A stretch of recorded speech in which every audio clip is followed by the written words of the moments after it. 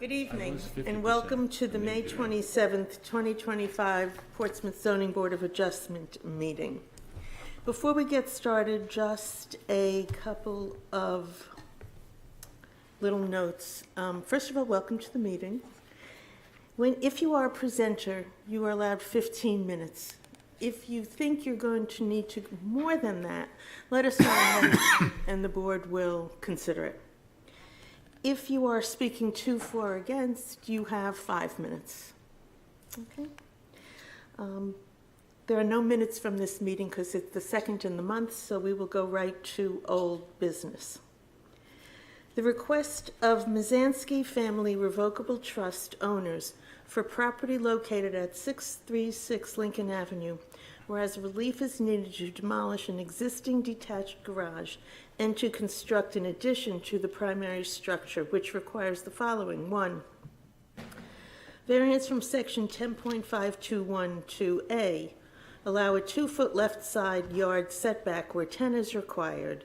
B, allow a 12.5-foot rear yard setback where 20 is required. C, allow 39% building coverage where 25% is the maximum allowed. And 2, variance from section 10.321 to allow a non-conforming building or structure to be extended, reconstructed, or enlarged without conforming to the requirements of the ordinance. Said property is located on Assessor Map 148, Lot 17, and lies within the General Residence A district. Is there anyone to speak to this tonight? Good evening. My name is Amy Dutton. I work in Kittery. Sorry, I missed one of my lines. We have a recusal tonight, and therefore we will have only 5 voting members. Okay. And when we have 5 voting members, you still need 4 positive votes to be approved. So we always allow the applicant to consider whether they want to do this or to postpone. Hold on just a second. Okay, sure, of course. Thank you. I think you can log on now because, nope.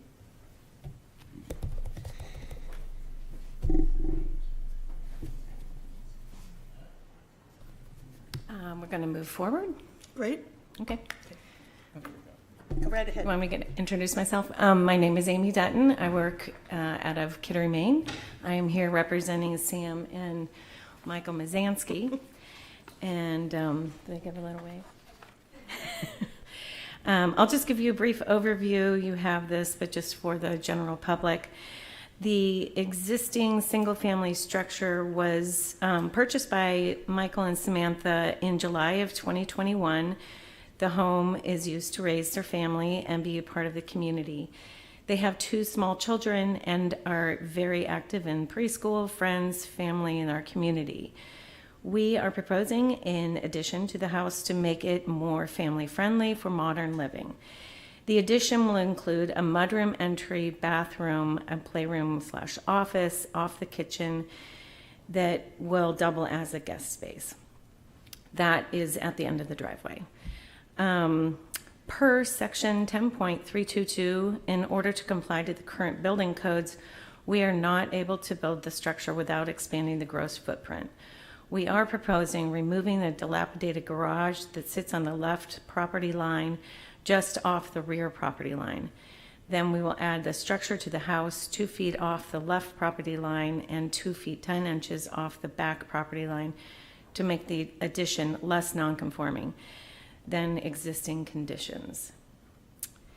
Per section 10.322, we are proposing that the addition be a single story with a hip roof to balance out the front porch hip roof and stay lower than the previous addition off the back roof line, thus keeping the main ridge at the highest roof plane and stepping the addition as low as we could go.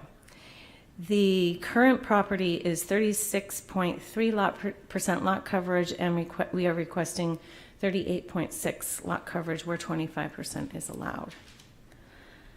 And just in reviewing the 5 criteria, the new structure would be in staying with the character of the neighborhood. Many of the houses on Lincoln, especially in that block, are either multifamilies, Victorians or four squares, some bungalows, and a lot of them have been renovated in very similar approach that we are taking here. Excuse me. And it would improve the safety and health of the homeowners.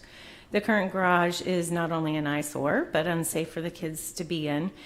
It was built out of cinder block and has definitive mold and must issues. Granting the variance would observe the spirit of the ordinance. Substantial justice would be done. No harm will be done to the neighborhood or community should this application be granted.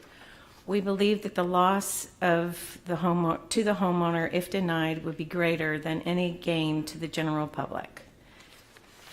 The value of the surrounding properties is not diminished. The neighborhood would improve with this proposed structure. And should this proposed structure be introduced to the neighborhood, the direct abutter to the, as you're facing the front of the house to the left, has submitted a letter in favor, and this also is the abutter that would be mostly impacted. Their driveways abut each other, and their property line splits between the two driveways. And the last of the fifth criteria, literal enforcement of the provisions of the ordinance would result in unnecessary hardship. The lot is very modest at 0.10 of an acre or 4,250 square feet. The homeowners need to make every square inch work for them with the two small children, and we are requesting a lot coverage relief of 2.3%, which is 96 square feet. The current garage sits in the back left corner of the property in proximity to the direct abutter. We can provide relief by removing the existing garage and trading the footprint for living space. The existing home is in a series of defined rooms, and our goal is to open the footprint up, the layout out, so that we can have more modern family living. And we have explored doing the addition off of the right side where it looks like we have more property. However, that is the way that the right abutter windows line up. It felt very, very invasive. I did draw that up, and it just felt like it was looming over them. So, and additionally, the driveway is on the other side, and what they're looking for is a mudroom. So at this point, I will gladly take your questions. Do we have questions? Yes. Sorry, did you have something? Nope. Yeah, it's still go ahead. Okay. I don't know what you're trying to say. I'm just, normally we don't accept questions until the applicant is, But he's allowed to ask them during the public hearing. no, Oh, never Okay, mind. all right. You want me to ask questions or no? Yes, go ahead. I think that's what we normally. Yeah, go ahead. Okay. You mentioned in your statement that there were certain aspects of the code that forced you to expand the footprint of the property. Could you elaborate on that a little bit? Why is it that you need to expand the footprint and expand the lot coverage? The 96 square feet over what we're existing. Yes. I just couldn't get in everything that they were looking for. And what we were really trying to do was stay as far off that rear property line as possible. So we reconfigured the stairs to get them also away from that rear property line. And we're counting everything. So at this point, as a young family trying to make this work in a tiny lot, that's kind of what we were up against. With regard to fitting in with the character of the adjacent properties, do you know what their percentage lot coverage would be? The direct abutter to the left actually has a legal double lot. I hate to say that because I don't want to use the word legal or non-legal. I do know it's a double lot. Okay. So their property, I'm sure their lot They're coverage well is within, yeah, very well low. within the zoning. What about the other property? Theirs is about the same as where we are. Their addition goes further back, and they have a garage that they will be keeping. But you don't know their exact coverage? I don't know their exact lot coverage. Other questions? You done? Thank you. Yes. Thank you, Madam Chair. Looking at your plot plan, it's sheet S1, page 14 of our package. The property lines that are indicated there, is that based off of a survey, or what's the basis for the lines that you're showing? It is not based off of a survey. We did not have a survey done. There are three versions of a survey. Well, not a survey. So there's MapGeo. MapGeo was definitively wrong, which you can see is still on this sheet S1. The lot size, I believe, is correct. The a direct abutter to the backyard did have a legal survey done, so we know that we have 2 pins. So that is where my property line is based off of. They did put the fence on their property, so we can pinpoint where that dimension is coming from. So for example, I'm dimensioning 22 feet 10 from the back of the addition of the existing addition to the fence, whereas from my laser, it goes 25 feet to the fence. Does that make sense?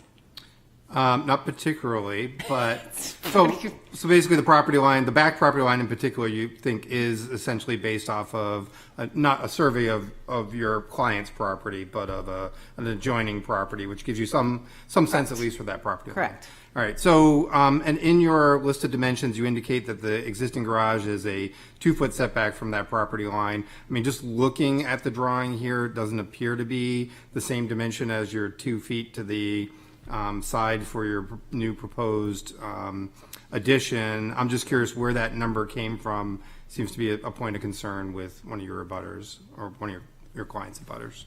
It's the rear abutter. Yeah, so along that rear property line, what is the distance of the existing garage to be removed? Because certainly dimensionally on your drawing does not appear to be 2 feet, especially if you take a look, you say you have 2 feet between the new proposed addition and the property line there.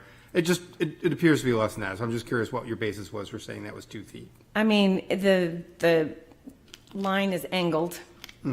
The garage goes parallel to the house. So I based it off of a site measure. On one corner, I get 2. On one corner, I get 11. It's 11 feet? inches. Okay. So really, then the closest dimension would probably be less than 1 foot. Yeah. Okay. Yeah. And we walked the property with the direct abutter to the left, and she was showing us where she thought that the fence was the property line, but I do not think it is because of my dimensions and because of their survey. Okay. And then back in 2012, there was a renovation done to this property. It does look like what you're currently having as the kitchen on the first floor and the master bedroom on the second floor.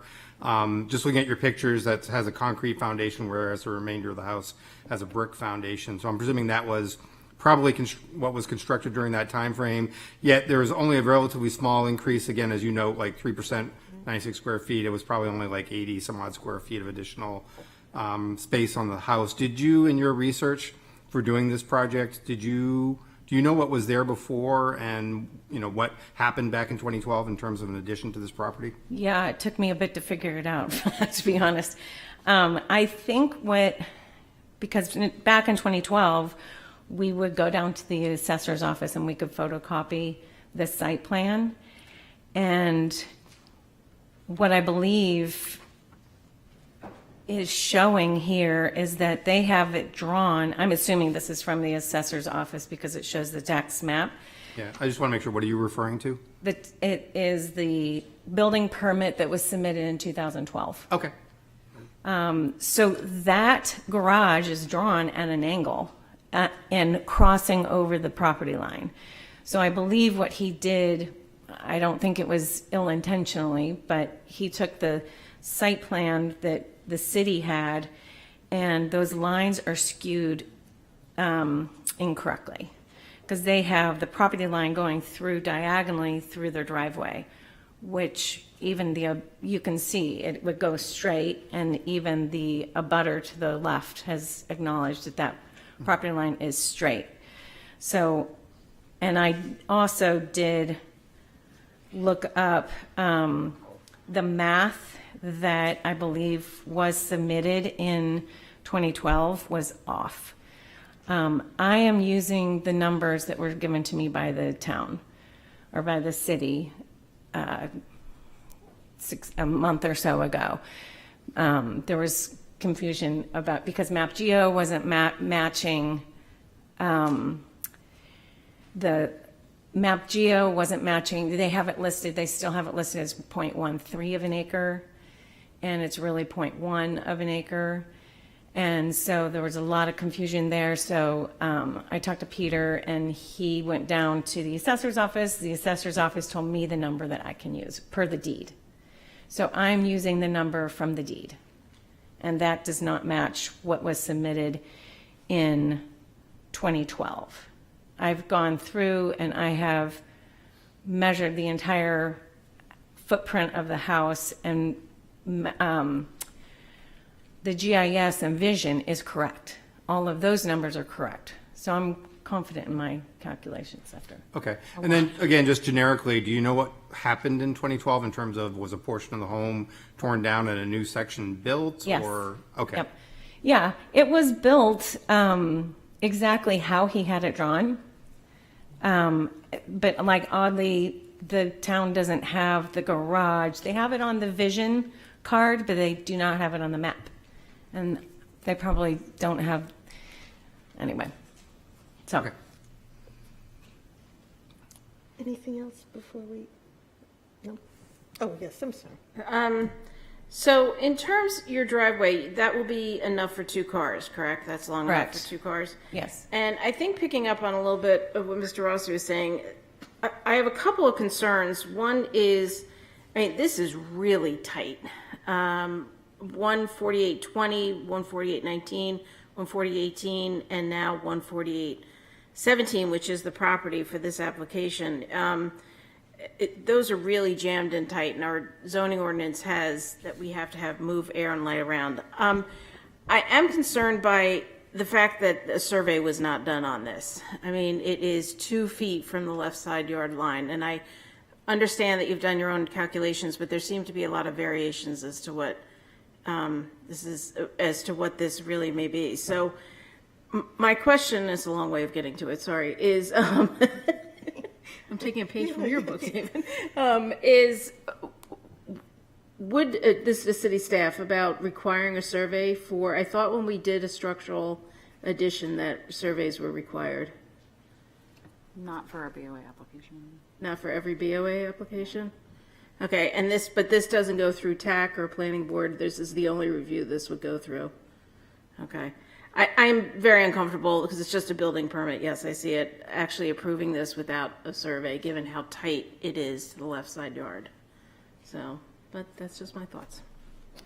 I do feel that, I think the left side of Butter was feeling very positive about it, and therefore, you know, we knew that something was off between, obviously we knew something was off between MapGeo, the GIS, the vision, all of that, and then in doing the research, finding, you know, what was applied for in the past. I do think the expense and the time to get a survey on a lot like this feels, I mean, they'll do it if you want them to do it, 100%. it just feels like a hardship to them that I don't know if it's going to change a whole lot. I mean, it might change it 3 inches, but I don't know if 3 inches is going to grossly sway you, you know, in a favorable way. I think it's more to know exactly what the dimensions are, because we really don't seem to know. And I understand that the left side of Butter is more or less comfortable with it, but it's really what is the footprint? Where is it lying within? What are the boundaries of this land?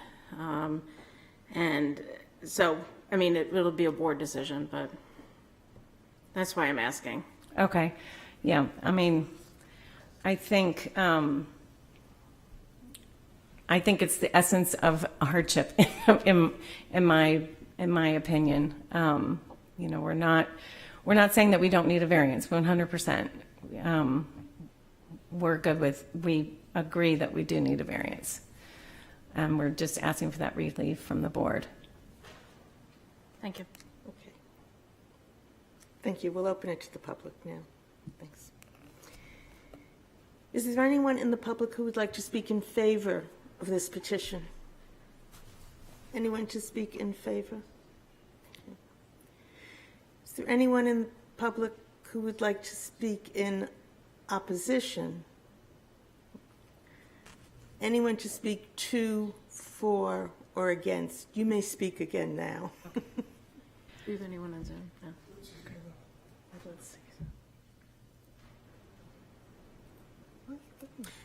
We never went through the criteria. Oh, that's right. We'll have her. That was my I'm sorry. I'm so busy thinking about it. She did, just not formally.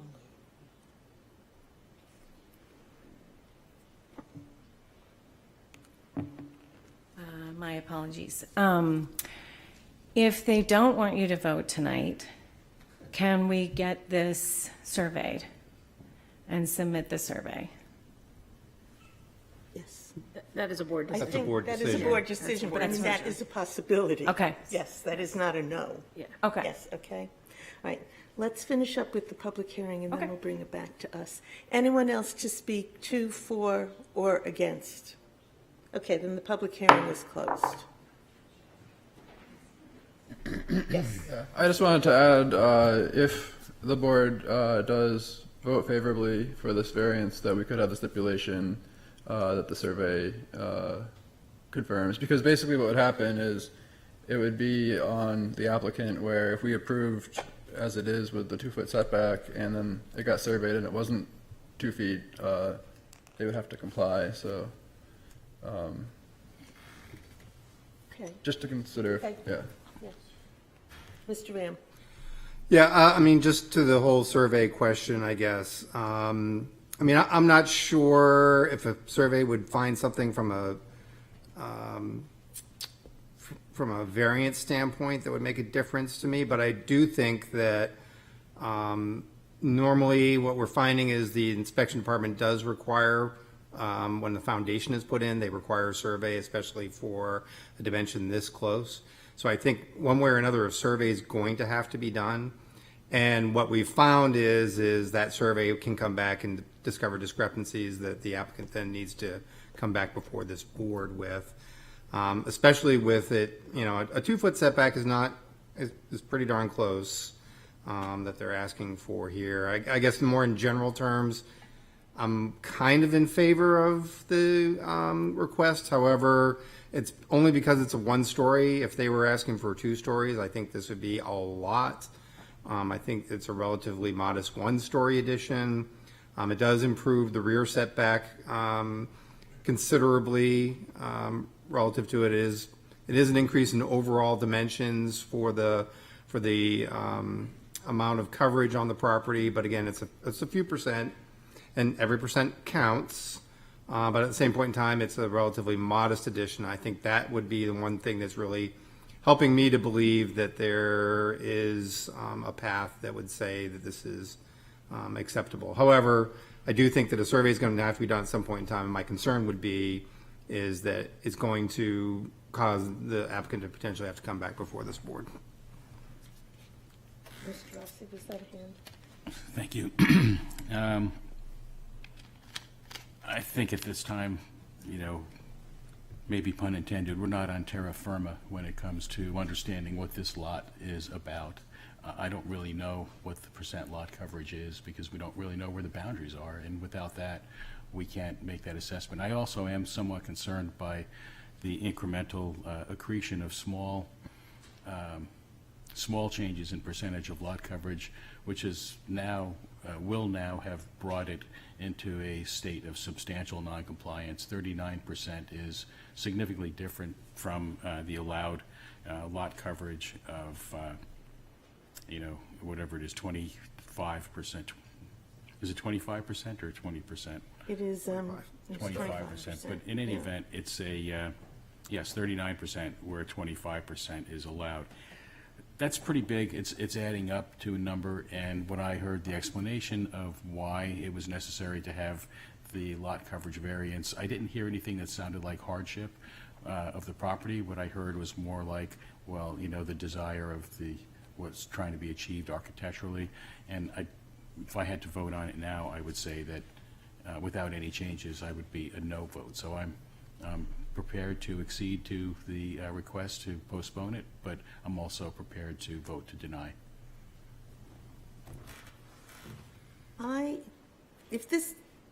If we vote tonight, I would vote in favor of it because it is a 4,200 square foot lot where 7,500 is minimum. It's a tiny lot on this street. And even though we're talking about inches, the new addition is definitely an improvement over where the garage was. It is further from the lot line. However, to be denied tonight could set up a situation where you couldn't come back with the same proposal unless there was a change because of Fisher versus Dover. So I would welcome some sort of motion that would allow them to get the information that we need, if that is forthcoming. Yes. So I would move that we postpone this application pending submission of a survey to a hearing at some future date in the near future, hopefully. Is there a second? Yes, I would be willing to second. I guess what to play it out in my head is if we postpone now, they're definitely coming back. Whereas if we approved it with the stipulation that it was surveyed and met the survey, it would, if that was the particular issue, that would address that.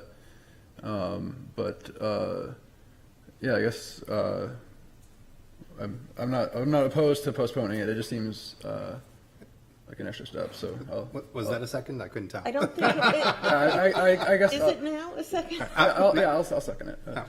Okay. Yes, before we vote, yes. Oh, I would just recommend we should set a date certain.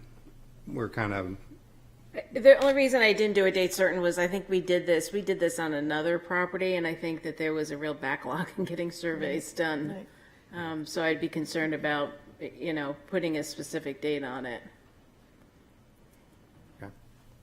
I thought we needed to, though. You would need to. With that, you'd need a date, otherwise it would have to be noticed again. Okay. Make it July. June or July, to our July meeting. So if I could redo my motion, actually, if that's okay. Unless, David, you seem to have a... to me, I would make it June, our next scheduled meeting. If they need more time, then they can ask for an opportunity to extend that. Except that June is going to be a really packed agenda, actually. So, but I guess they can continue. But I would move that we postpone this application to the June meeting pending the submission of a survey. Is there a second? Yeah, I'm You're seconding you're still it. on Yeah. board? Okay. Is there discussion before we vote? I will reluctantly support the motion, and I say reluctantly, not that it matters, it's either a yes or a no vote, but I say reluctantly because I'm not sure I would find the survey additional information persuasive in reaching a decision. Okay. Okay. Understood. I mean, I feel the same.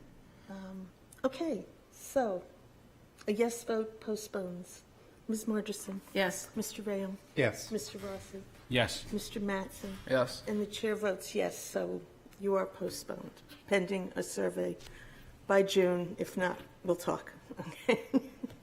All right, thank you. Okay. We have to go. Oh, here it comes.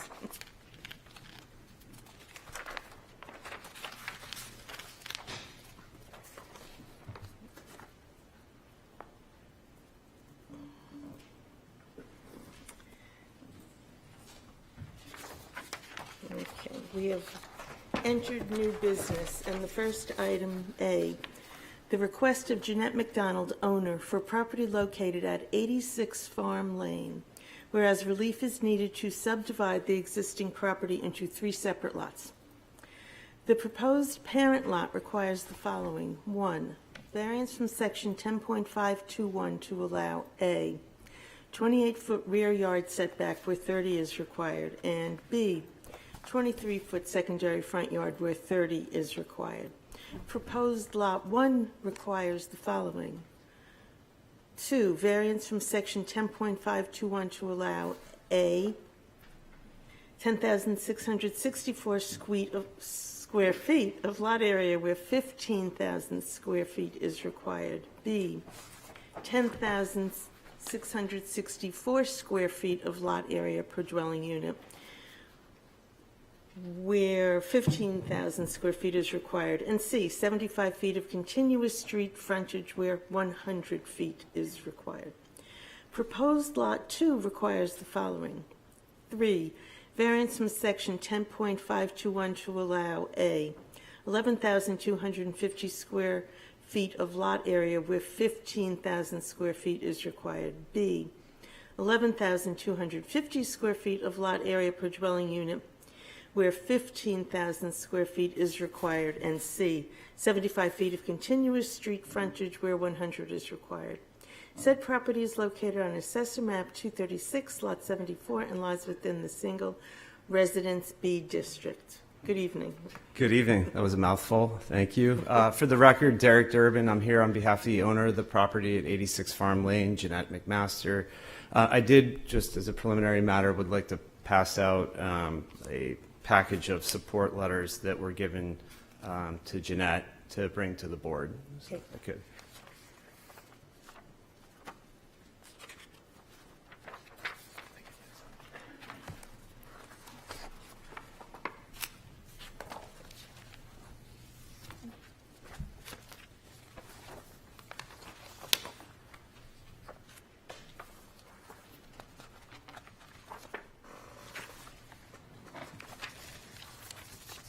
Okay, proceed. Okay. So the property at 86 Farm Lane, as you can see on the screen here, is somewhat of an anomaly for current Portsmouth. Some could call it a unicorn, really.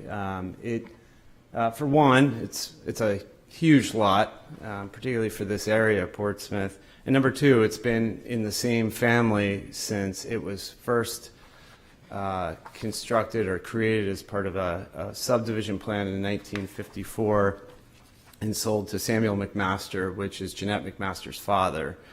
Now Jeanette is the current owner of the property and resides there. The property is just over an acre in size if you count the portion of the paper street that runs along the westerly boundary. It's just under an acre if you don't count that land area. We didn't count that land area as part of our applications before you tonight. The property also has a total of 408 feet of street frontage, but only 162 of that is continuous, as the ordinance reads, on Farm Lane. And then there's an additional 244 feet of secondary frontage on the paper street, which has been historically referred to as Long Meadow Lane. I did include a copy with your packages as Exhibit B to my narrative of the 1954 subdivision plan, which shows the original layout of that neighborhood. You'll see in that, and also I think I cut and paste a sort of like a screenshot of Jeanette's lot or property as it existed then. It actually was comprised of three different lots, lots 102, 103, and 104 is shown on that plan. Our best guess is the city involuntarily merged lots 102 and 103 at a certain point in time, while Jeanette acquired 104, and it was annexed to her property some time ago. So Jeanette is proposing to subdivide the property back into three distinct single-family home lots. The lots would be accessed by a 22-foot wide public street. And as you'll see on the plan, I guess the plan's not up before you right now, but maybe I'll give Jillian a second. So as you'll see on the plan, it doesn't perfectly follow the course of the paper street or the half of the paper street that is arguably part of Jeanette's property. It sort of jogs there at the beginning, extends 4 feet into Jeanette's property purposely because the neighbors have treated the paper street as, you know, the sections abutting their properties is their own land. So there are some hedges, there's a portion of a driveway, and a fence situated within the westerly half of the paper street. So this was really to avoid any impacts to that abutting property. Technically, I think we probably could have come right up against the center line, but it would have been really close, at least from a construction standpoint, to some of those features of the abutting property. Overall, I would submit to the board that the request before you is relatively minor, even though it looks like we've applied for a lot of variances. The proposed subdivision will result in lots of similar size, if not greater in size, than most of the other lots in the surrounding neighborhood. And I would just point out that prior to coming here, we did actually have a work session with TAC, discuss the proposed layout of the lots, also more particularly the layout of the proposed public right-of-way. We've also had quite a few communications with the city staff as well, including the Department of Public Works, at least one representative of the Department of Public Works about what's proposed. So this follows those discussions, basically. Assuming there are no questions, I just run through the variance criteria now, and unless you'd like to get into I think some we have a questions. question before Okay, you sure. begin. I just want to understand the right-of-way situation. So this orange strip, Yep. that is this part of the city's easement, their claimed right-of-way, right? The color that is shaded in orange that has a 10-foot dimension Yes. in it. Yes, so that encompasses the new area of proposed right-of-way. So anything that doesn't have the orange area is not part of the paper street currently, is the best way to describe it. So this is like new area that Jeanette would be dedicating to the city as part of the right-of-way. Okay. In exchange for the crosshatch, the areas in the crosshatch you'd be taking away and then giving the city this right-of-way in return? Yes, that's correct. I would just point out, so really the proposed right-of-way is 32 feet in width. The constructed portion would be 22 feet in width. 10 feet would actually constitute shoulder area. Also, obviously grading would be done in that area potentially. So, Okay, thank you. yeah, I know it's a little confusing when you look at it, but One more. Mr. Ram. I'm presuming you're still going to go over the criteria? You haven't gotten to Yes. that point yet? Yeah. Okay. I will just double down on what Ms. Margison asked. So I'm a little confused and concerned about, you use the term easement. It says proposed roadway easement to the city of Portsmouth. This is not an easement. You're proposing to transfer this property to the city of Portsmouth. yeah, I think that was left over from discussions that were had because we as well as staff of the city, like I said, had a number of discussions about this, and it went back and forth. Is this an easement? What is this? Ultimately, I believe we settled on everything is being transferred that's not part of the existing paper street to the city as in fee simple title. So, Okay. So to answer your question, if that's noted somewhere, it's a mistake at this point. Yeah, it's on page 46 of our package. Over to the left-hand side of the drawing, it says proposed roadway easement. Yeah, I That's think it's why just I a was leftover. Confused. Yeah. Okay. Yeah, no, I think it's just a leftover notation. Question before, would you? And just one last side, because I know I want to let you get to your criteria. So because of that conveyance to the city and fee simple, that's driving a lot of your variance requests for the existing lot and the first proposed lot, correct?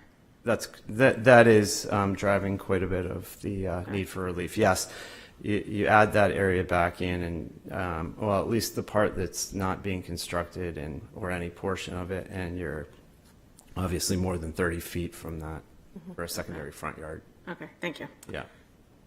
Yes, Mr. Neese has a question before the criteria. Thank you. In your written submission, you mentioned that lots 102 and 103 were merged either voluntarily or involuntarily. But tonight when you spoke, you said involuntarily merged by the city. Did you find evidence since the submission to support that it was involuntary rather than one or the other? We couldn't find evidence either way. The lots historically have been described different ways. They've been described as separate lots in the chain of title. I mean, this is chain of title amongst family. They've been described as separate lots. They've been since there was a transfer some time back. They were described as one. It's unclear why they were ultimately described as one at that point in time. The tax map, I think, has shown them as one for quite some time, is what we can see.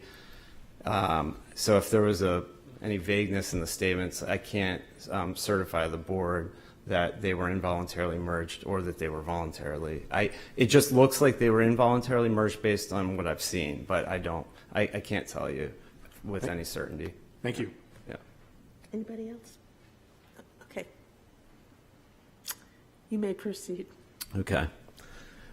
So with respect to the variances, they would be consistent with the spirit and intent of the ordinance as well as the public interest. Here, section 10.410 of the ordinance, the purpose of the SRB zoning district is to provide areas for single-family dwellings at low to medium densities, in parentheses, approximately 1 to 3 dwellings per acre, and appropriate accessory uses. I cited to a case in my written narrative, Bellinger v. Nashua, which I've raised in a couple of other applications I've presented to the board, really stands for the proposition that municipalities have an obligation to have their zoning ordinances reflect the character of the surrounding neighborhood. Absent that, that the zoning board should consider that as part of the criteria. In the present case, the frontage and lot area requirements associated with the SRB zoning for this area do not reflect the character of the neighborhood, which was established and reflected in that 1954 subdivision plan. Many of the proposed lots, many of the surrounding lots are in the 9,375 square foot range or smaller and have 75 feet or less of frontage. There are a couple outliers. At least one of those is actually still described as 2 lots. So it's shown on the tax map as one, but one of the nearby properties. With respect to the setback variances, really there are 2 sought here, which are both fairly minor deviations from the ordinance. The rear yard setback variance requested for the existing house is associated with a small bump out to the rear, which is, as I understand it, a stairwell is the cause for that bump out area, but a very minor encroachment into the rear setback. The bulk of the house is situated outside of the 30-foot setback. The other setback variance being requested is the secondary front yard, and that is necessitated by the creation of the new public right-of-way along the westerly boundary. Reality is the front yard will look quite a bit larger because 10 feet of the right-of-way that's proposed would be unpaved. So granting the required setback relief would not have any detrimental impact on light, air, and space or streetscape, wouldn't otherwise threaten public health, safety, or welfare of the general public. Substantial justice would be done in granting the variance relief. I can't think of any public interest that would be served by denying the variances in this instance. If we were creating much smaller lots than what exist in the area, then I think yes, possibly. Or if we were asking for significant setback relief, but here, these are relatively minor deviations that would be unnoticeable to anybody in the public. As I pointed out, the property does have more than 3 times the required, well, arguably has 3 times the required lot area, technically slightly under 3 times the lot area as proposed. And so that's the reason it can't be subdivided by right. But these are also reasons why the loss to the applicant not being able to subdivide outweigh any potential gain to the public. Surrounding property values would not be diminished by granting the variances. Can't imagine any scenario in today's market where the construction of 2 new single-family homes, which is the ultimate purpose behind the subdivision, would be detrimental to surrounding property values. These homes will be constructed outside the required setbacks, preserve the light, air, and space of abutting properties. Finally, literal enforcement of the provisions of the ordinance would result in unnecessary hardship. I've already cited many of the reasons why the property is distinguishable, but one being the size of the property, also irregular shape, and the amount of street frontage it has. Over 400 feet of street frontage, just not 408 feet of continuous street frontage in this instance.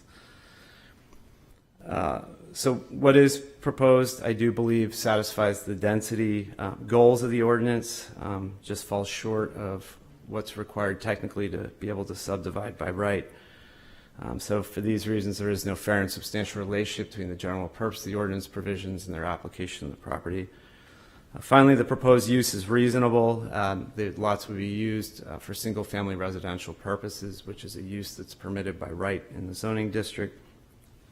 Believe this is an appropriate area for housing of this nature, an area, I know the city is well aware that there's a need for housing, and this is an appropriate area, and particularly when you consider the original intent behind the subdivision, which was to create lots of this size or even smaller. So with that, I hope you'll grant the relief that's being sought tonight. I feel this is a reasonable request before the board. This is Jeanette's primary asset. She's hoping to retire of 18 years of service as a teacher at Portsmouth High School, and this would allow her to do so sooner than later. Yeah, I hope you'll grant the relief. Are there further questions? Mr. Rowe. Thank you, Madam Chair. So on page 41 of our packet is the memo that you included as your Exhibit C. Okay. Probably one of the first memos written by a very young attorney named Robert P. Sullivan. At that point in time, back in 1982. I'm just curious because a lot of your current discussion about the way you're moving forward with this property seems to not relate back to this memo. What was your point with including it? I mean, reading through your narrative, I couldn't fully get it anymore. Yeah, so unfortunately, one of the things I have to do here, or I would probably be negligent in not doing it, is mention that Jeanette has or reserves rights in the paper street, or by presenting the application, not bringing this up and having some sort of evidence that she does, then potentially waiving that claim in the future. Obviously, the intent is to hopefully subdivide, but she also wants to reserve the rights she has, so that's the only reason. Okay. Yep. So the current application before us assumes that the half of the paper street that might otherwise be something that your client could claim, you're saying, hey, we're not gonna deal with that in this particular application, although we hold our rights back, and that we intend instead to do this alternate thing, which is to give above and beyond the half of the paper street some additional land to sort of create this access way. That's correct. Yeah, it's just over 9,000 square feet of land area when you consider the westerly, easterly portion of the paper street, so along the westerly boundary of Jeanette's property, and then an additional 3,000 some odd feet of square feet of the additional right-of-way land that would be dedicated. Okay. And then if your client divided this property into 2 lots instead of 3, I mean, to me, it looks like you could probably reduce the amount of relief you're asking for this board down to one item, which would be the 23 feet to the property line for the existing home. I know a lot of your argument rests on this Belanger case, basically saying that, hey, there's so many other lots that look like the ones that we want to create. Could you just elaborate a little bit more on what that case was and how it's instructive to this board? Yeah, it was a zoning case, and the way that and it's obviously been cited to another case, but the way that it relates is, and as I stated earlier in my presentation, is that municipalities have an obligation to have their zoning reflect the current character of a neighborhood. So have, in this instance, if you were to do an analysis of the surrounding lot sizes, right, it would be well under 15,000 square feet. The analysis I did says that the average is somewhere in that 9,375 square foot range. So let's call it roughly 10,000 square foot lot requirement. Absent that, it's a valid argument, a valid hardship argument. It's a valid argument for satisfying the 5 criteria that zoning is not reflective of the current character of the surrounding area. Lot 23668 is a double lot. That is the largest outside of the marine. I don't know anything about lot 23673, but those would be the two biggest surrounding lots. 23668 was described as 2 different lots, but obviously you see a house that's gone across what would presumably be the boundary, common boundary. And then 23673, I don't know if Tim Phoenix wants to speak to that one. He probably does not, but he has, I believe he may have a client that owns that and is preserving that for maybe other reasons. I'm not sure. Okay, and just my last question is, and your argument is other than the fact that you're potentially deeding off a portion of these lots to make a right-of-way, that in essence, the 2 new lots that you're creating would be functionally equivalent to the lot 103 and lot 104 of the original 1954 subdivision. That is to say, had they been built in 1954, they certainly could have looked like exactly like that. They could. They could be mirrored to look like that, but for trying to respect the neighbor's hedges and fence and things that are in that right-of-way area. Okay, thank you. Yeah, thank you. Yes, Ms. Murchison. So I just, looking at the plans, how would the other 2 lots be, there's no driveway on them. There will be driveways on the other 2 lots? Correct. Okay, so the Long Meadow Road is currently a paper street that Ms. McDonald has rights to. That's what she That's claims. her argument. Yes. Okay, all right. So it's possible that the planning board may ask for that to become a public street if you're putting two separate lots there. Oh yeah, that will be public street. If I'm understanding correctly what you're saying, I mean this will all be public street access. Yes. Okay. They desire that, as far as I know. The Public Works wants. Okay, so they want that to become a public street. Yeah. But you will still need that right of way if it becomes a public street, or no? Well, so it's a public street right away. So Well, the if fee you're simple. the orange part, you mean? Yeah. Yeah. So to respect the neighbors and what they have there, I mean, you could move the street closer to them and possibly get rid of the orange, but I think everybody kind of gets along.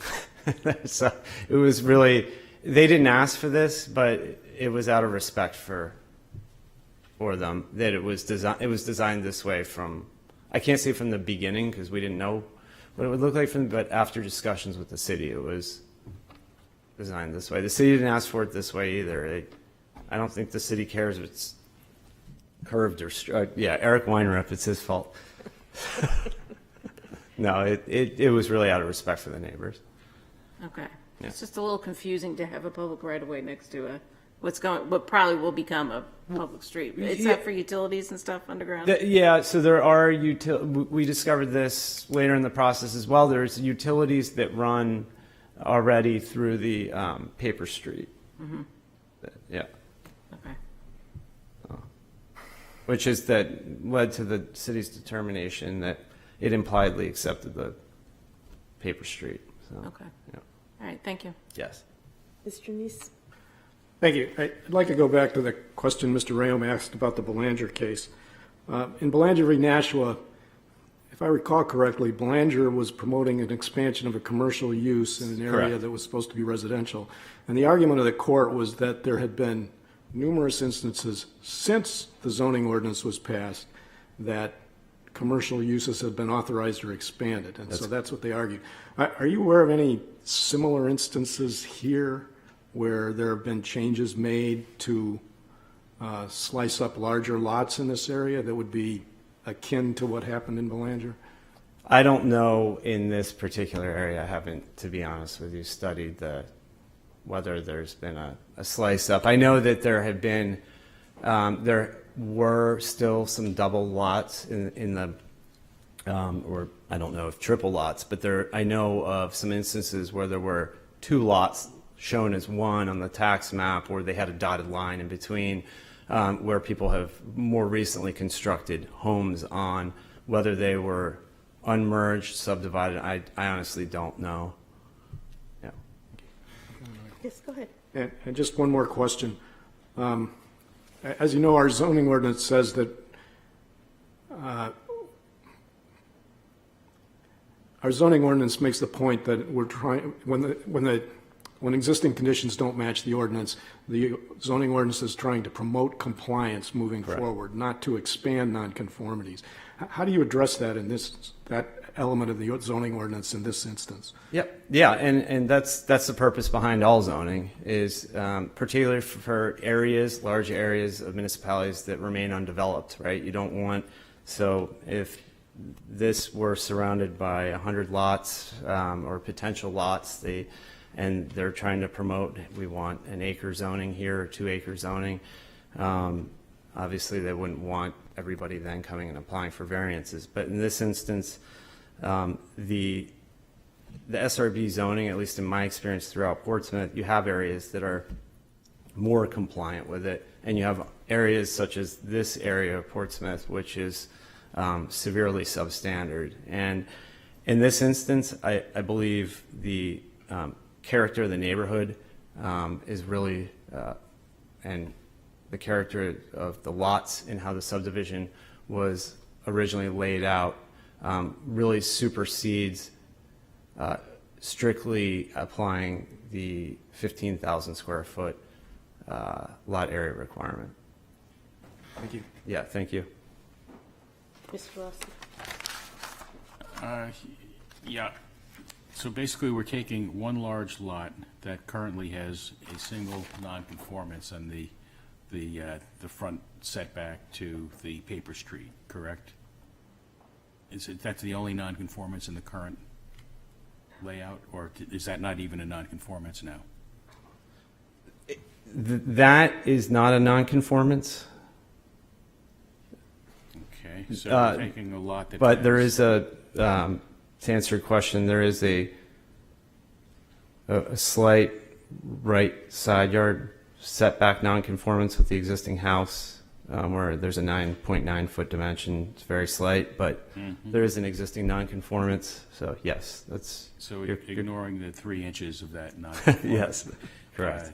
What your client is asking for is to take basically a conforming lot and turn it into 3 non-conforming lots, or something very similar to that, correct? Yeah, I mean, you could say that's technically accurate to say. Front lot.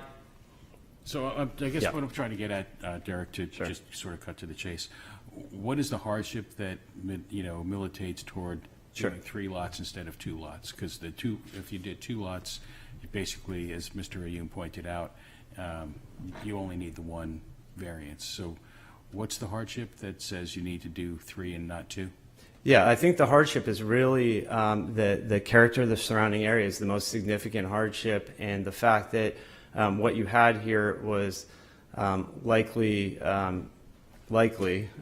2 involuntarily merged lots. You also had an area that was annexed off So you really had 3 lots to begin with, and the character of the area is really it contains lots of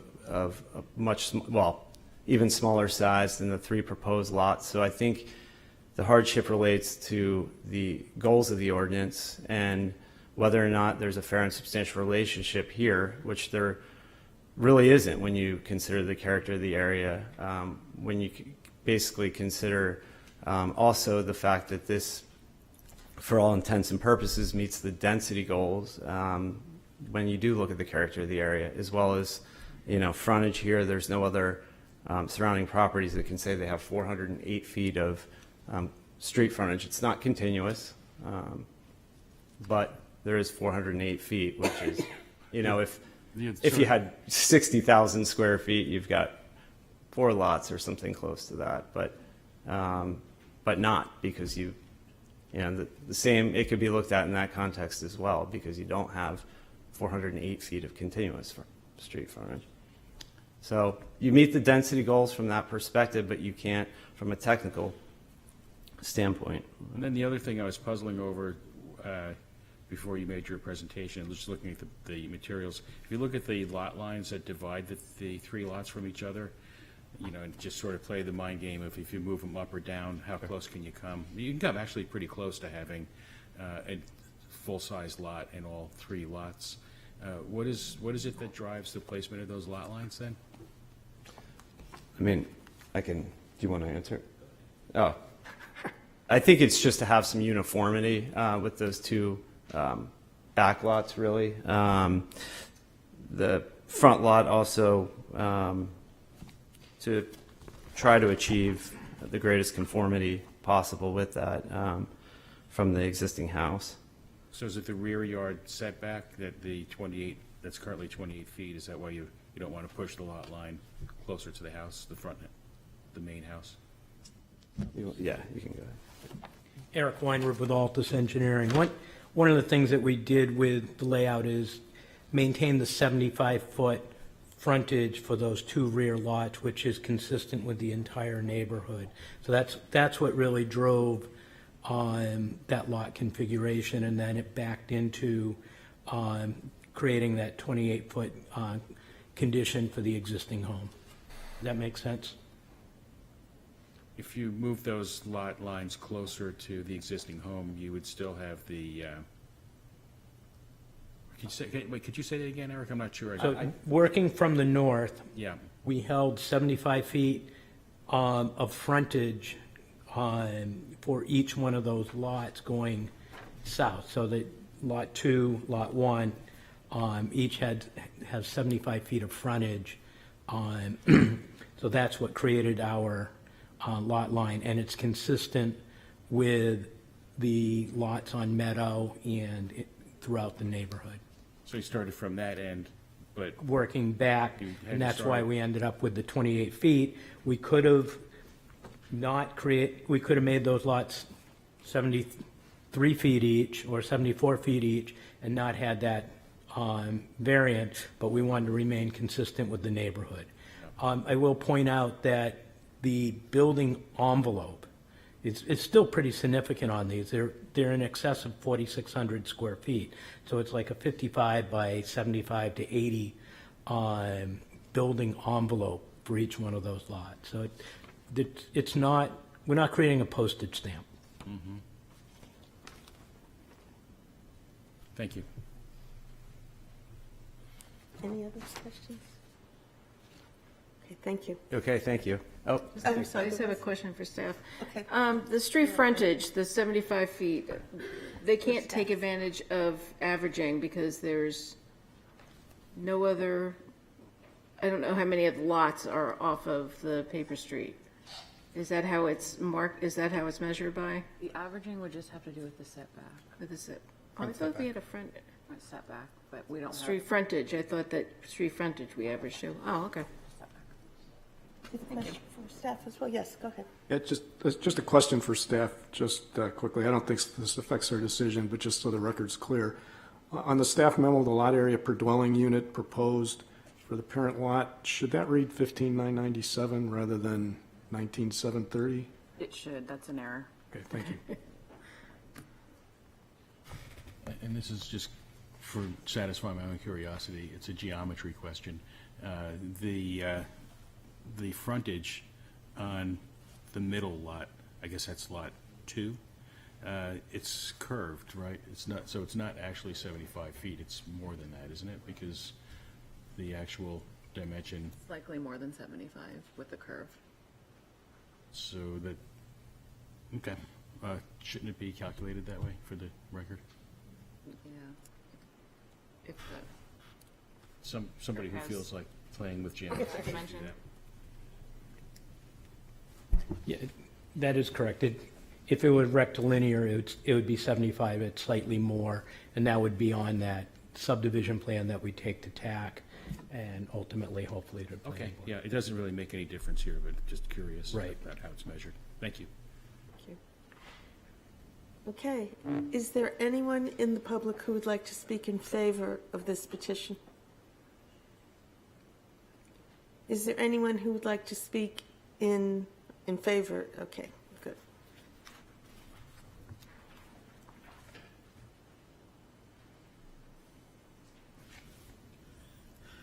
Good evening, Madam Chairman, members of the board. My name is Peter Weeks. I live at 18 Congress Street in Portsmouth. I'm very familiar with this piece of property. I go way back with the McMaster family. I know when John, the father, owned it.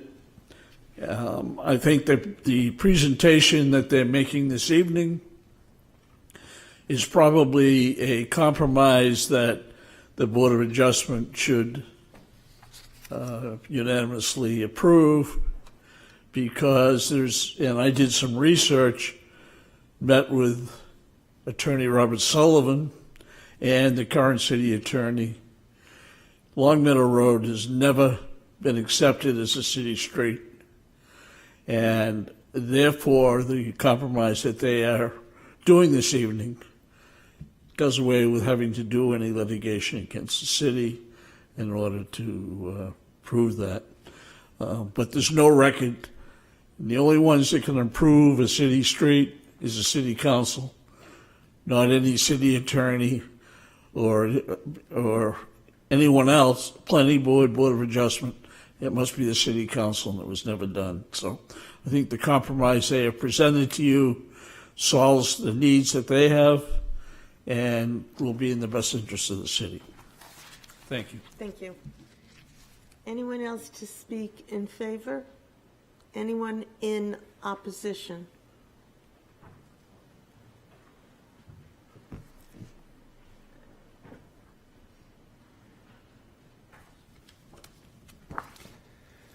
Thank you for having me here this evening. My name is Richard Palermo of 55 Meadow Road. My wife and I have owned and lived at this property for 27 years, and there are many neighbors who have lived here much longer. We are a tight community and we look out for each other's interests, and many of us agree that this application is not in the best interest of the neighborhood. I'm submitting tonight a petition signed by 31 residents of Meadow and Farm, all of whom oppose the request based on the following. It's an increase in noise, impact to wildlife, negative precedents for more non-conforming properties, and a decrease in property values of the surrounding areas. So first point, noise increase. Approval would remove natural sound barriers and increase noise from Route 16. On one end of Meadow Road, there's a project to raise sound barriers to quiet noise from 95. On the other end of the street would be a different project that would increase noise from Route 16 by removing the natural sound barriers, trees, bushes, shrubs that exist there. One can stand on the corner of Farm and Meadow and look at 86 Farm Lane, turn to the left, and see the sound barriers being erected on 95. It would be counterproductive to have competing projects within eyesight of each other, and one that would reduce noise on one side and one that would increase noise on the other side. Point number 2, impact on wildlife. The area is home to a diverse wildlife. There's deer, coyote, fox, turkeys, hawks, and owls, to name just a few. Reducing natural landscape would harm wildlife and increase rodent population by removing natural predators. I have a letter to submit along with the petition, in which I've included pictures from my backyard showing trees, the bushes, the shrubs, and no houses, because there are no houses directly behind me. Also in the picture are many deer which live in this area. The deer would feed in my backyard up to 3 times a day. They didn't occasionally visit, they lived in the area throughout the fall, winter, and much of the spring. Reducing the already limited area that occupies would have a negative impact on them and would most certainly force them to relocate. This would also affect predators like the fox, coyote, hawks, and owls that all share this area. Eliminating natural predators would increase the rodent population, as they would be essentially unchecked. Point number 3, this would set a negative precedence. Approval would allow for more non-conforming properties. If approved, Lot 23674 would be changed from 1 conforming lot, as mentioned, to 3 non-conforming lots. This would also set further precedents for non-conforming lots in the area, specifically Lot 23673, which is adjacent to Lot 74 and is currently inaccessible. Approving this request would provide direct access to this Lot 23673. If approved, this request would certainly lead to another request to change Lot 23673 from 1 conforming lot to 4 non-conforming lots based on the size of the bordering lots on Meadow Road. Point number 4, be a decrease in property values in the area. If this request were to be approved, it would very likely turn 2 conforming lots into 7 non-conforming lots, and would lead to the development of 6 new houses where currently there are none. Adding 6 new houses would increase traffic and further increase noise pollution due to the removal of the natural sound barriers and directly reduce the property value of the houses on Meadow Road. I'd also like to point out there was a mention of a minor variance. I wonder what a major variance is if this qualifies as a minor one. Case in point, there's a mention of 15,000 square foot setback. 10,000 is roughly what they are applying for. That's 33% less. That's not a little bit, that's a lot. So I do think this is a major, it's not a minor. So based on these 4 impacts, increase in noise, impact to wildlife, negative precedents to allow for more non-conforming lots, and a decrease in property value of multiple surrounding homes, I urge the board to reject this request. Thank you for your time and consideration. Thank you. Would you like to have my petition I and think we have board? these already. That was not submitted. That was not, oh, okay. today, I so looked need to at submit pictures that of deer now. this morning. Okay. I'm not sure who was. This is the petition signed by 33 of the. Oh, no, the petition, yes. Thank you. That's the petition. Anyone else to speak in opposition?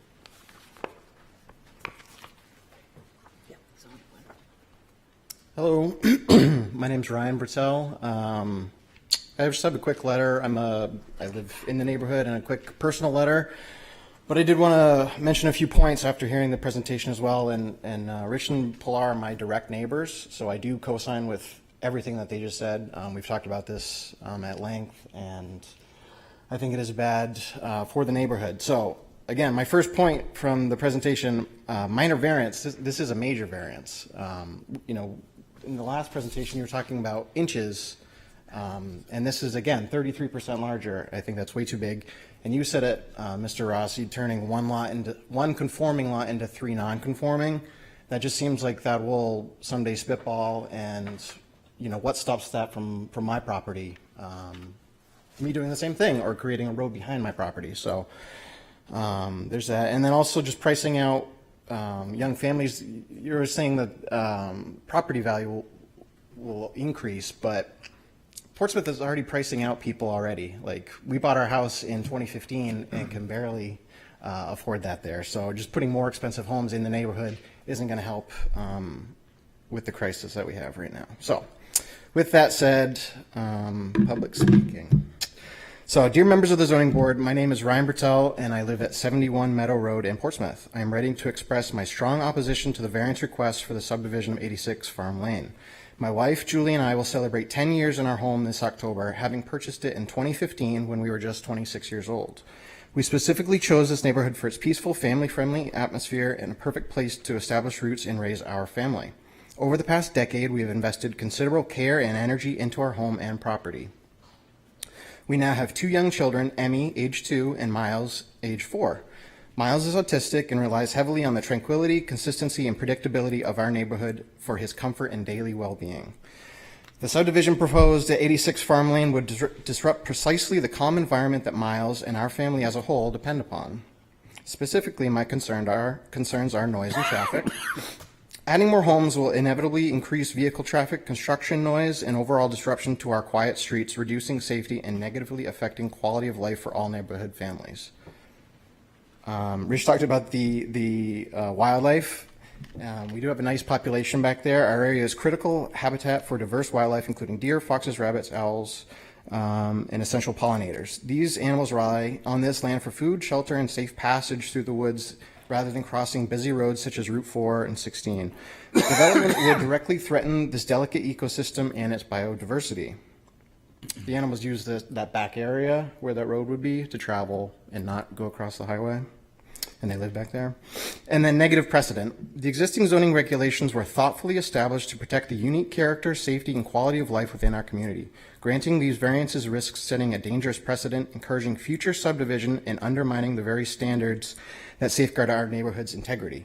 I respectfully urge you to uphold Portsmouth's existing zoning rules, safeguard our neighborhood's character, and deny the requested variances.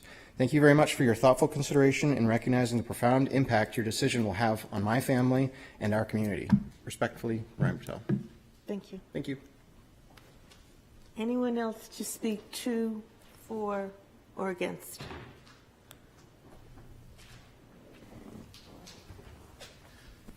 Again, for the record, Derek Durbin on behalf of Jeanette McMaster. I just wanted to respond to a couple of the concerns that were expressed, and I know it takes a lot for the abutters to stand up and oppose an application like this. These are not abutters, though, is one thing I would point out. I do understand their concern about what may happen further up Long Meadow Lane if this was approved. But again, that's speculation. The photos that were submitted to the board, and I didn't have the benefit of looking at what was submitted to you tonight, but the photos that were submitted online as part of the public comment are photographs looking into someone else's backyard.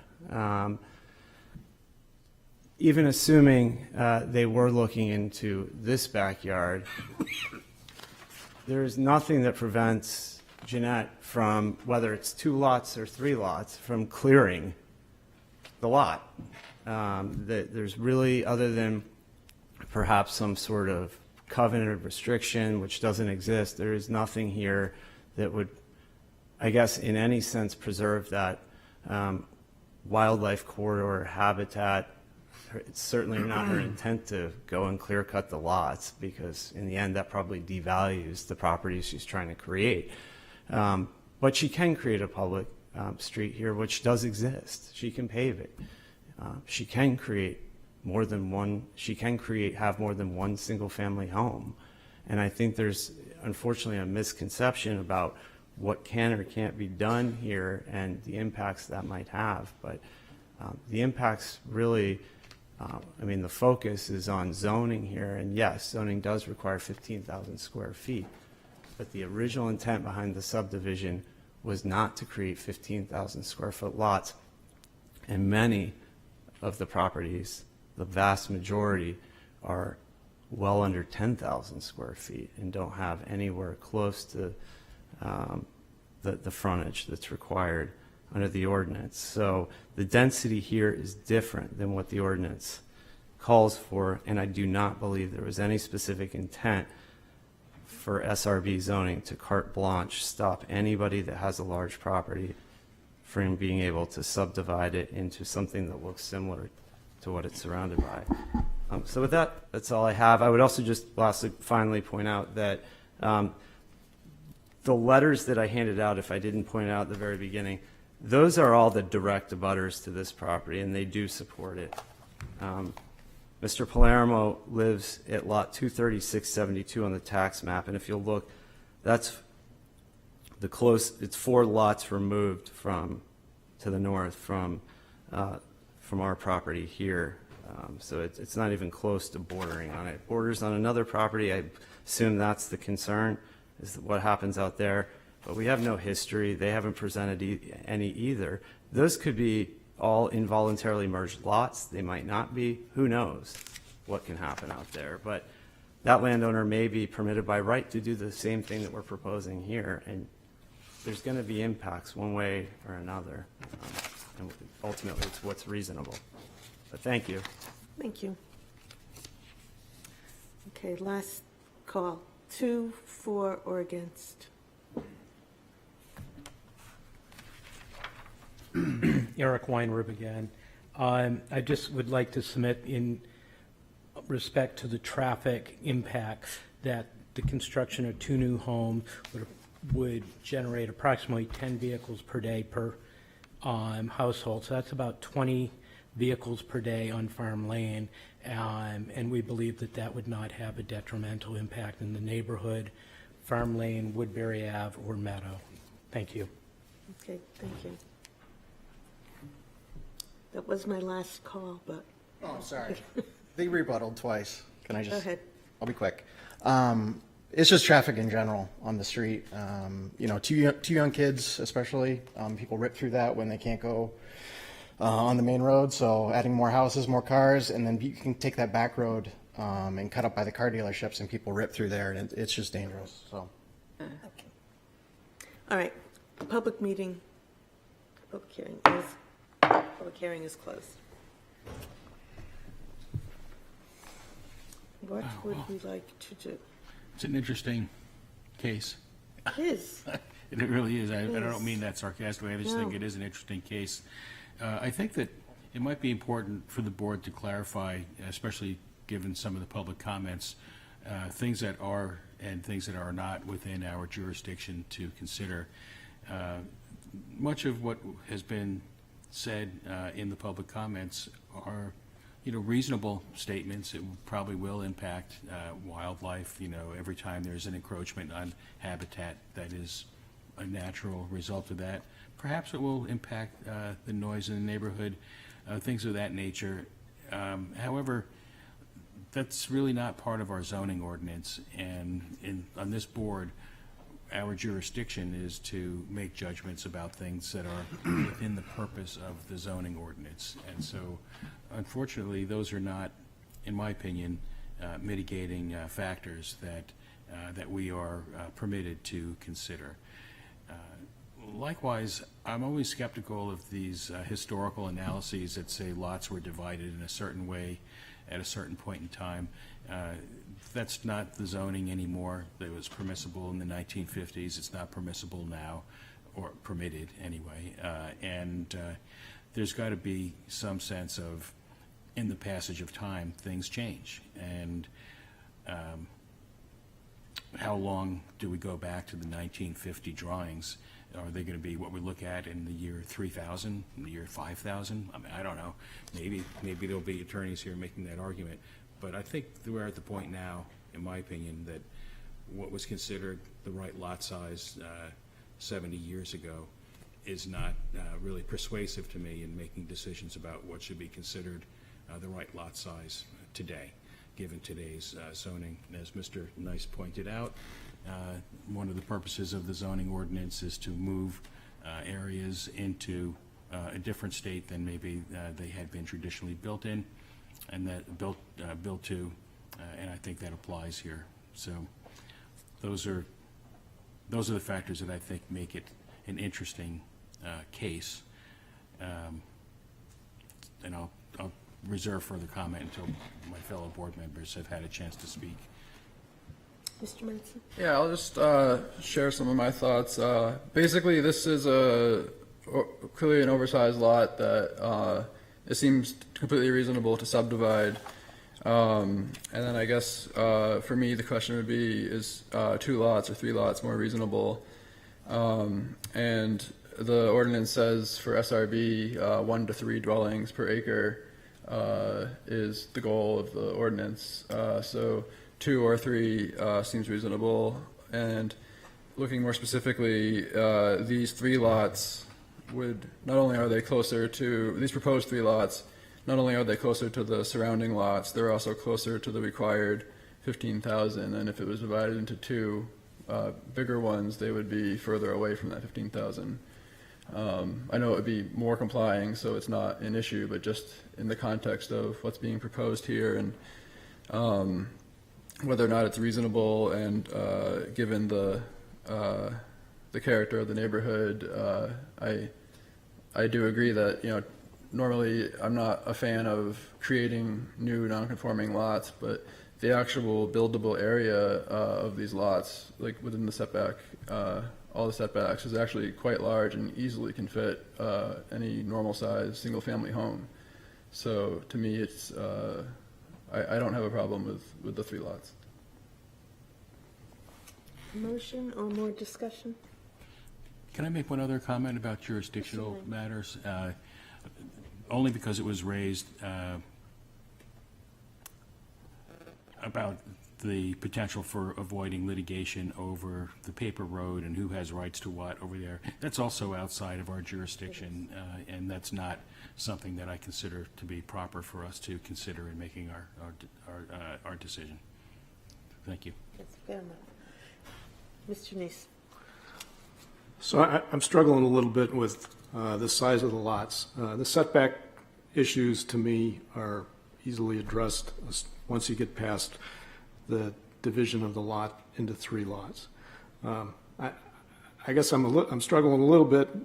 I think that there's very little difference between a 20,000 foot lot, 20,000 square foot lot being over and a 10,500 square foot lot being under.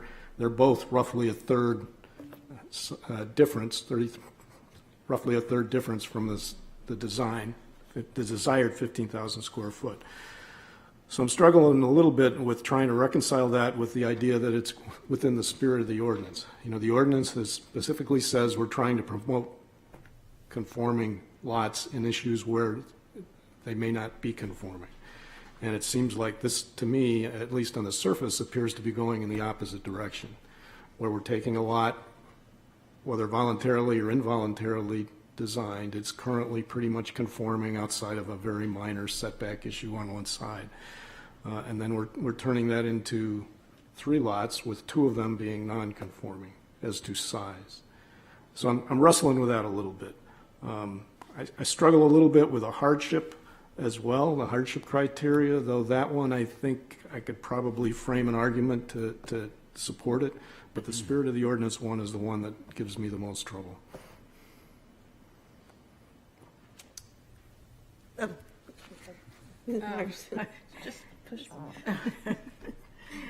So I've kind of gone round and round about this application, and I will say I do support it. I think that the purpose and intent of the ordinance is to regulate density on the lots. This lot is almost an acre if you take into account the other area. I think it does have hardship in that, so I think, in other words, I realize that we'd be creating 2 substandard lots, but they're not out of character with the rest of the neighborhood, and the buildings would still fit within the building envelope. So in terms of regulating density, I think that it does do that. I don't know what Marine Terminal is going to be doing with those other lots, but the 2 proposed lots would be almost completely abutted by Marine Terminal land, or whatever the name of that company is. I do think it is hardship because this is single residence B, and it's 15,000 per square feet, or 15,000 square feet, and this is almost an acre, or perhaps if you take into account those other pieces of the property, an acre. So it is a little unfair, I think, to apply the zoning ordinance to this piece of property, given that I think the density is pretty much met in terms of the two other buildings on it. And I also think that I don't think that it would create overcrowding. There would still be all the other provisions except for the square lot. No, would be met. So, I mean, I think we should still discuss it a little bit. But I would be in favor of it. I think it meets the criteria. Anybody else? Mr. Boone? Thank you, Madam Chair. I'm not making a motion for the record, but I'm with Mr. Neese. The setbacks on the property, I mean, if it ends up, being otherwise accepted, I think are relatively minor concerns. This really comes down to subdividing into 3 lots or subdividing into 2 lots. I guess the applicant's main argument with the Belanger case, I'm not 100% sure obligates us as much as what the applicant's attorney is trying to tell us, that we have to go and say that the current zoning is somehow inappropriate. I would agree with the applicant's representative's argument that this neighborhood overall really sort of developed the way that it was envisioned back in 1954, with the exception of the Long Meadow Road, never really being developed the way it was originally envisioned. But most of the other lots were all these 75 by 100s. There's a few that are doubled up, including one that immediately abuts this property. But for the most part, it kind of looks like what was originally envisioned. And certainly the applicant is saying, hey, I'm just basically breaking it up the way it was envisioned back in 1954, admittedly 70 years ago. But at the same point in time, kind of consistent overall with the neighborhood. We've seen some other cases in other neighborhoods where there was a lot more doubling up of lots, where those kinds of things had happened over the course of the many years that the neighborhood was developed. And as a result, it would probably be a little bit less applicable than here. That said, we are creating 2 non-conforming lots by allowing this, which does kind of grate a little bit when there is an opportunity here with simply 1 lot to get rid of almost all of the relief that's required, except perhaps for the 1 setback that's sort of created really by the fact that they're abiding by the city's wishes and being courteous to a neighbor who's kind of used their half of a paper street, even though they may or may not have legal rights to do so, by trying to shift the access way over, and therefore creating this setback issue. So I'm still a little bit torn about it. I mean, there is a way out for the applicant to be almost fully complying with the ordinance, which, but I do think that the idea that this neighborhood looks a lot like what they're proposing, I think, is a true statement.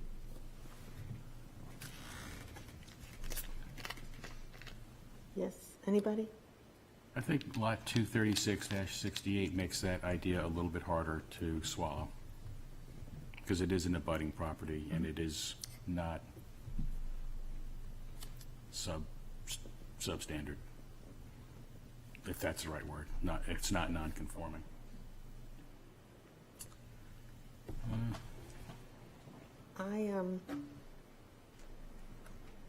I don't,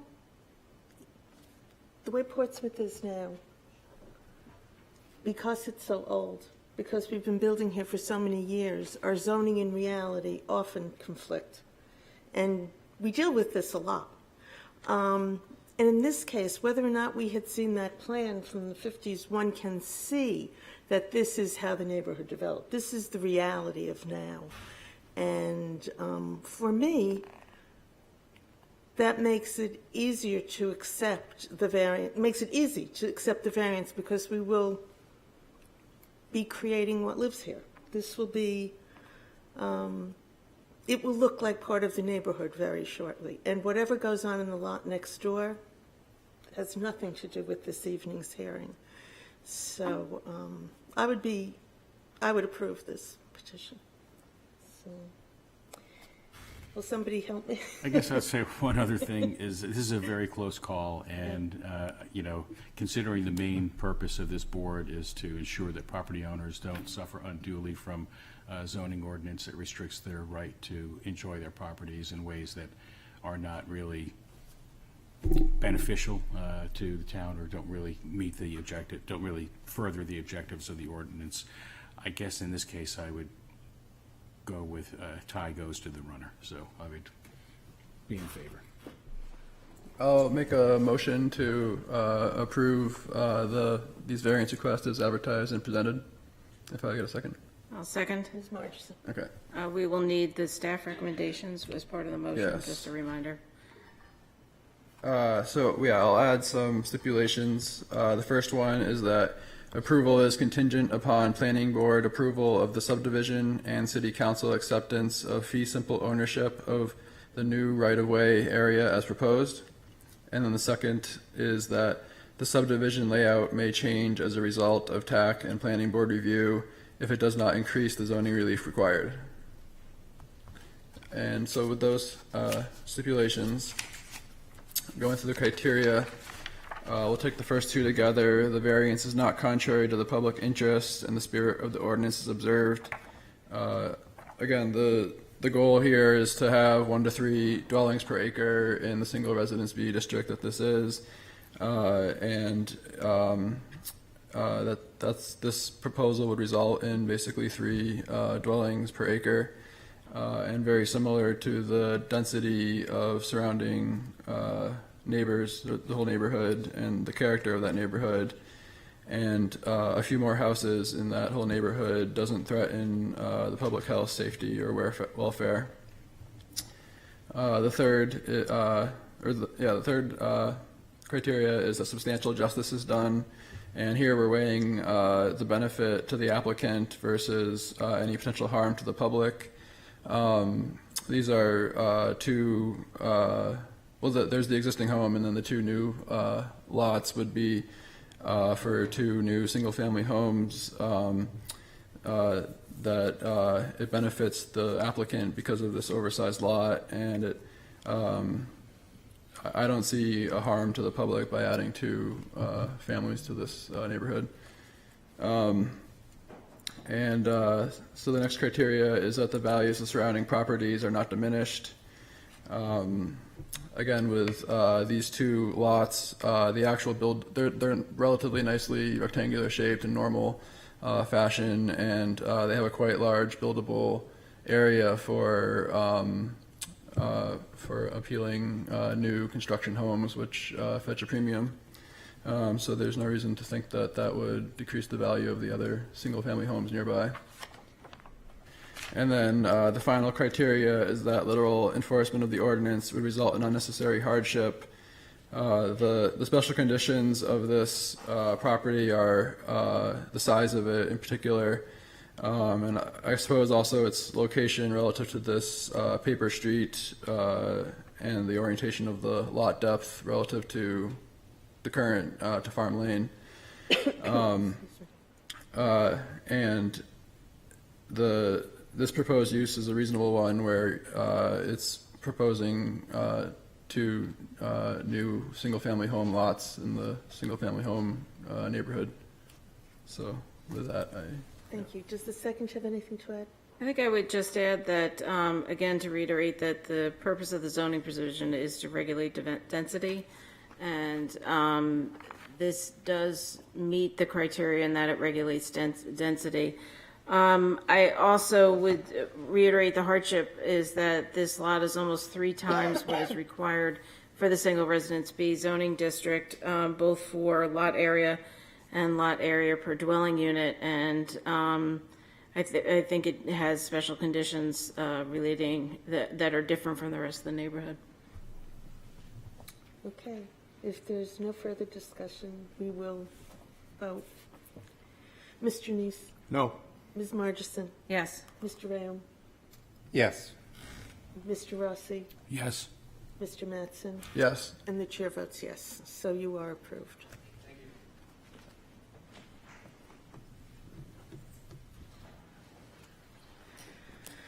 Okay.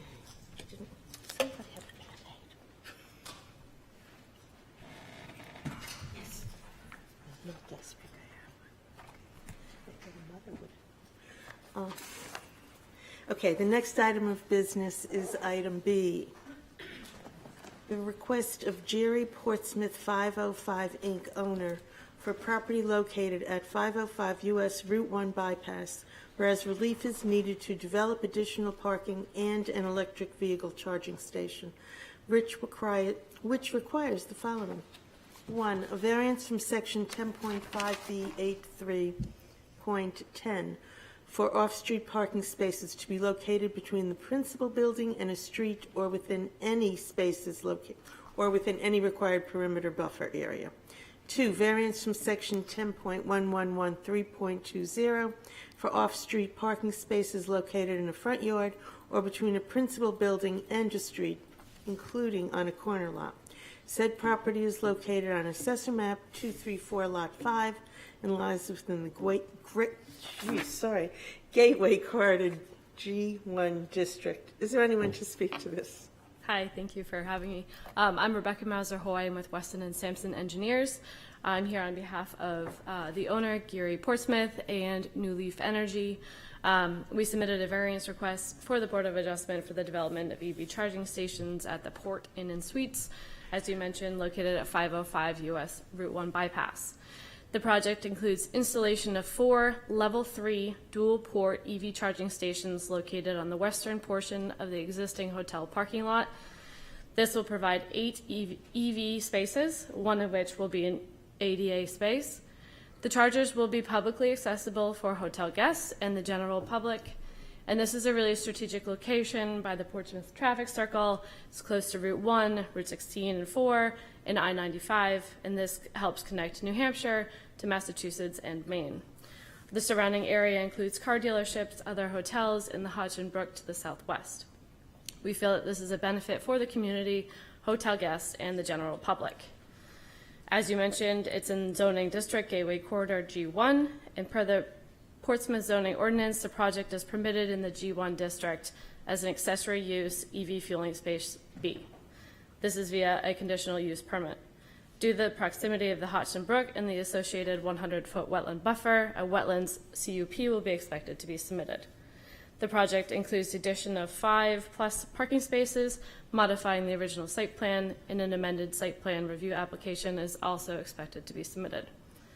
For the submission, we requested the following variances. Section 10.5B83.10, required off-street parking spaces shall not be located between the principal building and a street or within any required perimeter buffer area. And section 10.1113.20, the required off-street parking spaces shall not be located in any required front yard or between a principal building and street. So the project proposes to install the EV charging stations in an area that is between the principal building and Coakley Road. This area is already developed. It includes paved and impervious areas. The area is currently being used for parking by the hotel, although it is not currently striped. There are currently parking spaces located between the principal building and the street on both Coakley Road and the Route 1 bypass. The project has minimal impacts and limited development of new impervious areas within the existing median. This includes approximately 173 square feet for the concrete equipment pads. These are located outside of the 10-foot front yard setback. The project proposes to return approximately 958 square feet of current asphalt pavement back to grassed area within the natural buffer for the Hodgson Brook. And in total, the project will return a net total of 785 square feet from impervious surface back to pervious. We have located it in this location based on the requirements of the zoning ordinance. The hotel is currently at a parking deficit. So we propose to add the 8 EV spaces. This will only remove 1 existing regular space. So we aim to limit the removal of the existing spaces due to the existing deficit. It's a very tight lot already. This will increase the total parking spaces from the current 57 to 64 and bring the site more in conformance with the current parking requirements. Overall, the variance request is essentially a request to formally be able to use the existing area for parking. We feel this is a reasonable request and will provide a benefit for hotel guests and the general public. And we thank you for your time and consideration. Thank you. Questions? Or would you like to speak directly to the criteria? Sure, I can certainly do that.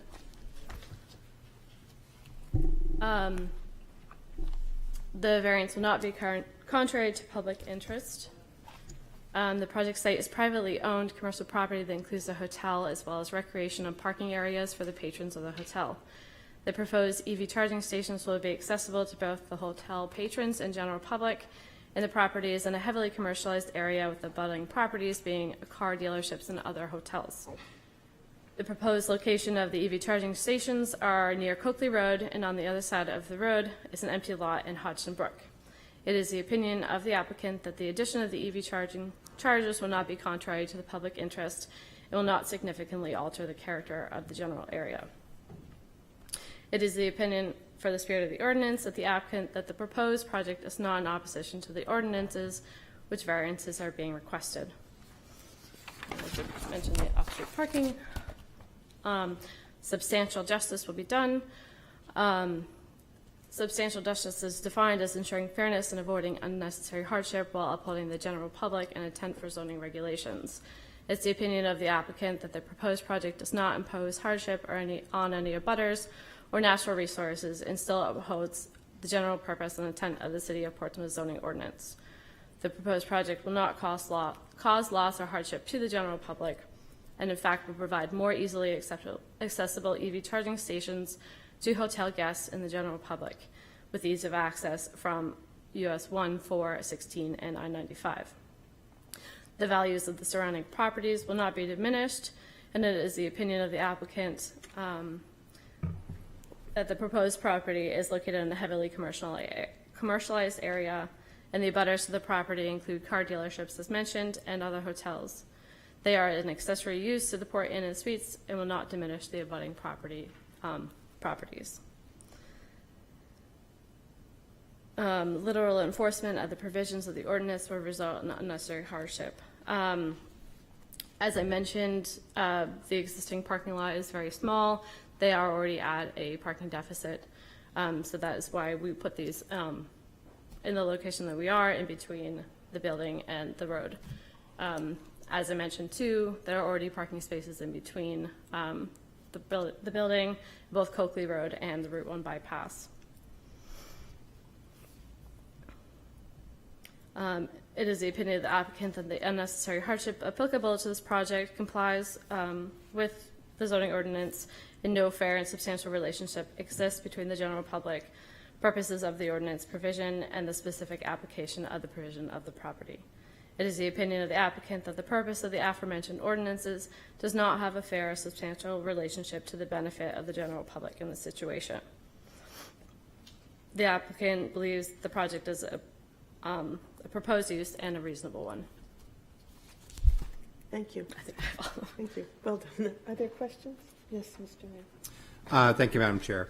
So in your introduction, page 66 of our packet, you note that there are 4 electric vehicle chargers and 8 EV charging spaces. I'm presuming that means that each charger can handle 2 vehicles simultaneously? Yep, it'll be a dual port charger. So I'll have one charging station, and I'll have 2 cords coming off for the 2 spaces. Okay. So part of what your argument is here is that this will be for the, and you said, hey, it's close to some major highways. Presumably you'll show up on some Google Maps, and electric vehicles that are passing by that need to be recharged are gonna come in and just use these solely for the purpose of recharging their vehicle and then going off to somewhere else. No way related to the hotel use of the property. Is that correct? Correct. Okay. So I guess with that in mind, I'm trying to understand your argument, and in fact, the argument is hey, the hotel is kind of currently using this as some overflow parking. It's not striped, not part of their total numbers.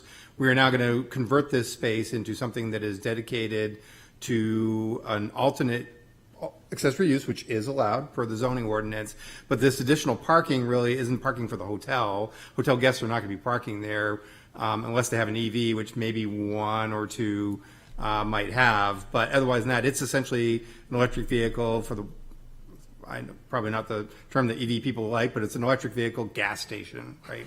You come in, you charge up, and you go on your way. So I'm trying to understand how you can make the argument that these additional spaces are somehow benefiting the hotel use versus this accessory use that is really being introduced here. I think we're looking at it for both, so as an accessory use for the general public, but also as a benefit to the hotel users. I'm not.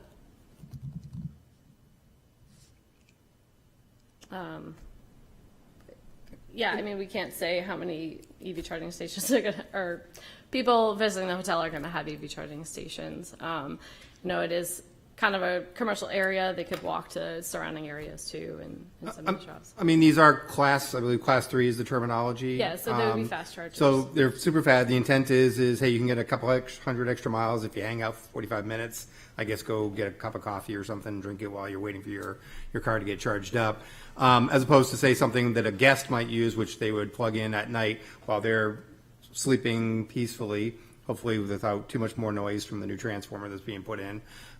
They would come back out in the morning and they could then, drive to their next destination, right? So I'm concerned about that aspect of your argument, and I'll leave it be just that concern.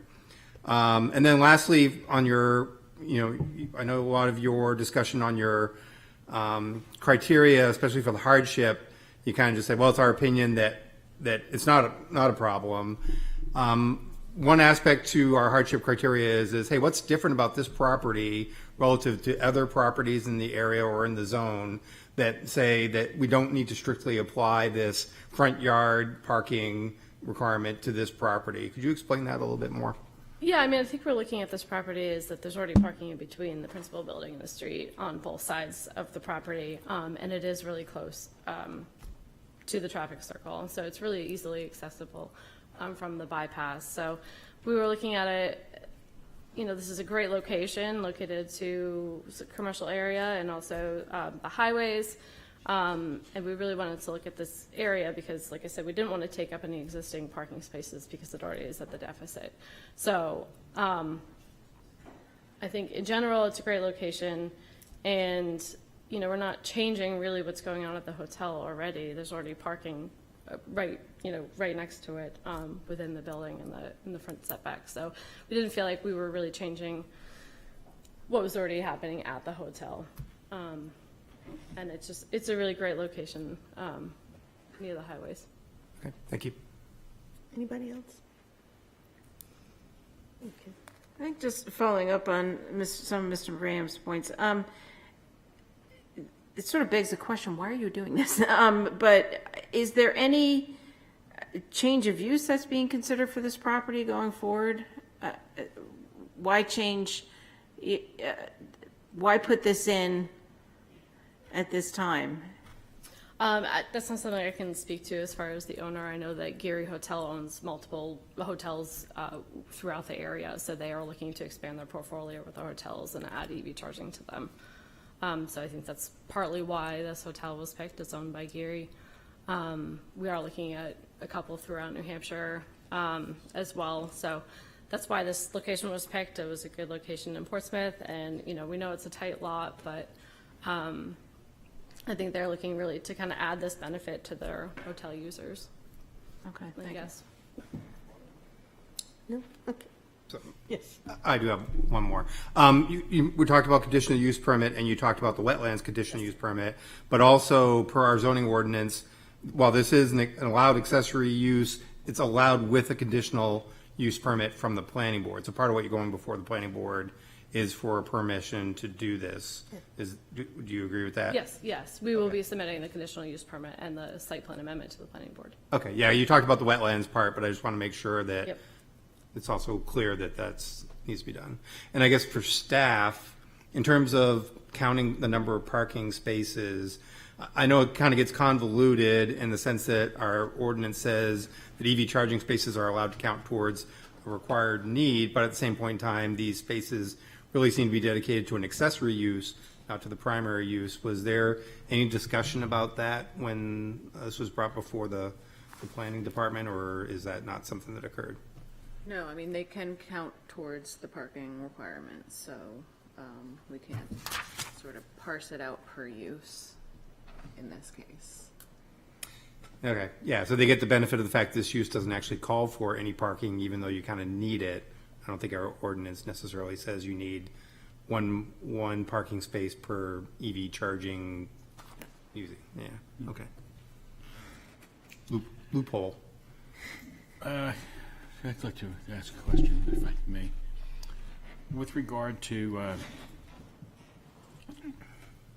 putting aside bigger questions about how this property ultimately will be developed, I think one of the things we've struggled with is a little bit about how to meet the objectives of the gateway zoning, which include promoting the development of walkable, areas within this zone.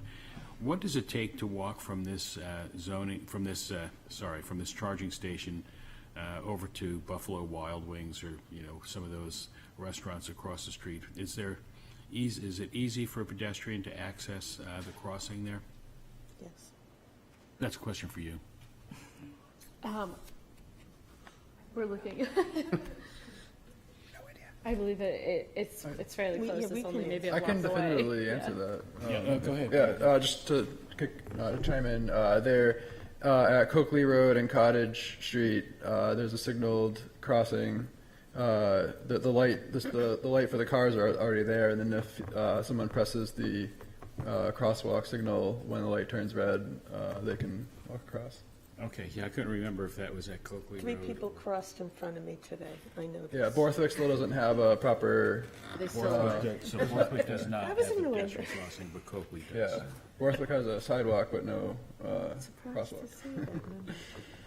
And then when you get across, is it possible to make your way over to the food? Yeah, once you service enter, areas? the West End Yards area is walkable. Any further, yes? No? No, I was just going to say thank you. Thank you. Is there anyone who would like to speak in favor of this petition?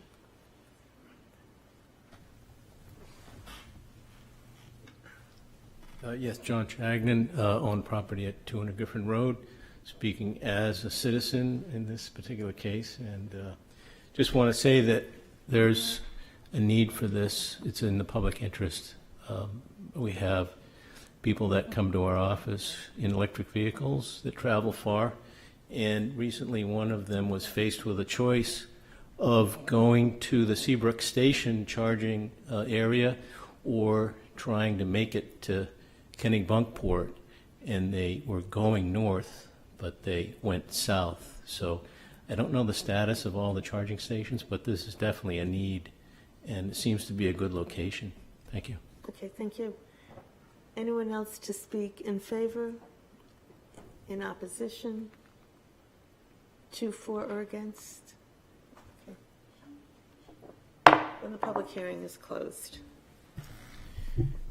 I'm prepared to make a motion to approve the variance as presented and advertised, with the stipulation that the required conditional use permits would be obtained.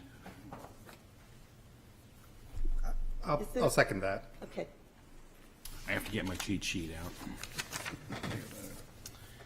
out. So granting the variance would not be contrary to the public interest, and granting the variance would observe the spirit of the ordinance. I really think I want to focus on the spirit of the ordinance here. The purpose of the gateway zoning, which has been recently introduced to this area, is to promote walkable spaces for pedestrian use. And I think this kind of forces that issue a bit, because there's not much you can do for, be careful how I say this, it's not likely that you're going to just be using the hotel for a couple of hours while the car charges. So I think people will be walking to area businesses. So I do believe that it's consistent with the spirit of the ordinance. Granting the ordinance would do substantial justice, meaning that the loss to the public for granting the ordinance does not outweigh the loss to the applicant if they were to be denied the variance. and I see no loss to the public at all by granting the variance, Coakley Road, and ingress and egress there for this type of fairly low traffic volume use, I think is quite reasonable and would not pose any additional difficulties for the public.